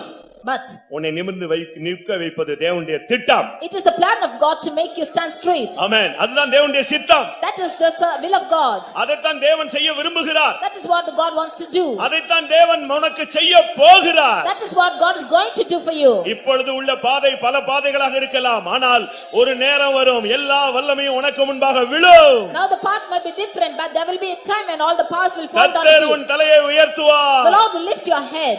ஹalleluya ஹalleluya. இதோ உன்னை நிமிர்ந்து நிற்க வைக்கக்கூடிய வல்லமையை கர்த்தர் உனக்கு அனுப்பி கொண்டிருக்கிறார். உனக்கு தேவையான வல்லமையை கேட்டு பெற்றுக்கொள். எந்த இடத்தில் நீ நிமிர்ந்து நிற்க வேண்டும் என்று விரும்புகிறாயோ அதை சொல். கர்த்தர் நிச்சயமாய் உன்னை அந்த இடத்தில் நிமிர்ந்து நிற்க வைப்பார். ஹalleluya ஹalleluya ஹalleluya. Praise the Lord, praise the Lord, praise the Lord, praise the Lord. ஆமென். நீ தலை குனிந்த காலங்கள் இந்த காலை வேளையிலே முடியட்டும். எந்த இடத்திலையும் சரி, நீங்க எழுத்தின் பிரகாரமாக எடுத்துக்கிட்டாலும் சரி, ஆவிக்குரிய பிரகாரமாக எடுத்துக்கொண்டாலும் சரி, கர்த்தர் உன்னை அந்த இடங்களில் எல்லாம் தலை நிமிர வைப்பார். ஒருத்தர் சொன்னாரு, போத்திபார் மனைவி அபாண்டமா பழிய போட்டு இவனை சிறைச்சாலையில அனுப்பி அப்படியே இவனை வாழ்க்கையவே முடிவுக்கு கொண்டு வந்துட்டா. வாலிப பிராயமே அங்கேயே முடிஞ்சு போச்சு. ஆனா என்ன நடந்துச்சு தெரியுமா? ரதத்தின் மேல் ஏறி, பார்வோனுடைய ரதத்தின் மேல ஏறி வர்றான்.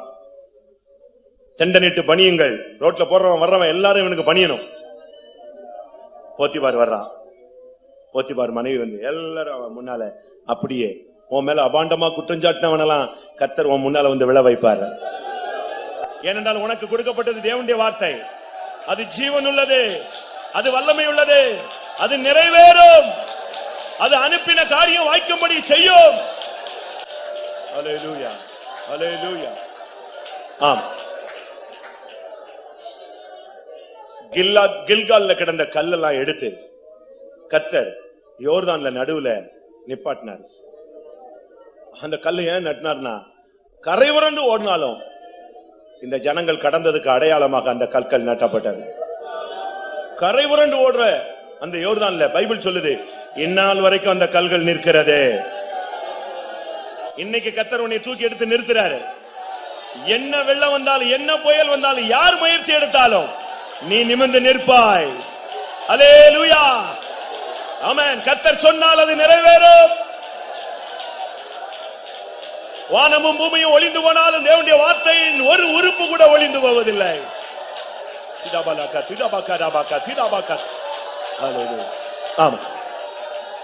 ஒரு 2 நிமிஷம் எல்லாரும் முழங்கால் போட்டு இந்த பிரசங்கத்தின் மூலமாக, தேவனுடைய வார்த்தையின் மூலமாக உனக்கு கிடைத்த இந்த வாக்கு தத்தத்தை பெற்றுக்கொள்ளக்கூடிய சக்தியை பெற்றுக்கொண்டு நீ திரும்பி செல். ஹல்லேலூயா. 2 நிமிஷம். ஆமென். கர்த்தாவே, என்னை நிமிர்ந்து நிற்க வைப்பேன் சொல்லி நீர் மணிக்கணக்காக சொல்லிக் கொண்டிருக்கிறீர். இது என் காதுல தொனித்துக் கொண்டே இருக்க வேண்டும். எங்க போனாலும் நான் நிமிர்ந்து நிற்கணும். உமக்காக, உம்முடைய நாமத்துக்காக, உம்முடைய வல்லமையினால், உம்முடைய பலத்தினால், உம்முடைய அபிஷேகத்தினால். ஹல்லேலூயா, ஹல்லேலூயா, ஹல்லேலூயா. ஆமென். யோர்தானை போல துன்பம் எதிர்த்தாலும் யோசுவாவின் தேவன் நம்மோடு இருப்பதால் யோர்தானின் கற்கள் நின்றது போல் நிற்போம் இளைப்பாரி தைரியமாய். எல்லாரும் ஒருமித்து பாட போறோம். பாட்டு தெரியாதவங்களுக்கு தான் இந்த வார்த்தையை சொல்லிட்டு இருக்கிறேன். யோர்தானை போல துன்பம் எதிர்த்தாலும் யோசுவாவின் தேவன் நம்மோடு இருப்பதால் யோர்தானின் கற்கள் நின்றது போல் நிற்போம் இளைப்பாரி தைரியமாய். எத்தனை பேர் எங்களோடு அப்படி நிற்க போகிறோம் என்று வாஞ்சித்து சொல்லுகிறீர்கள்?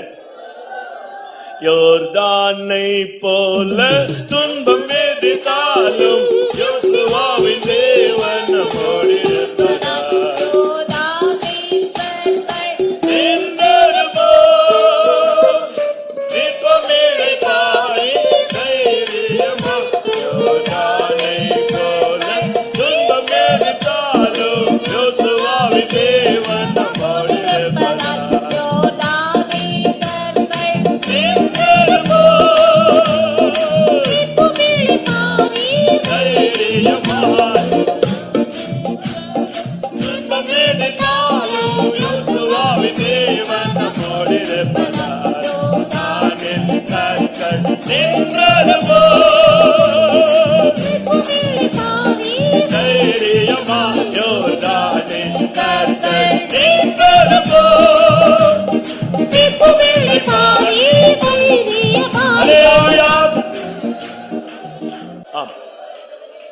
யோசேப்பை சிறைச்சாலையில போய் வேகமா கூப்பிட்டாங்க.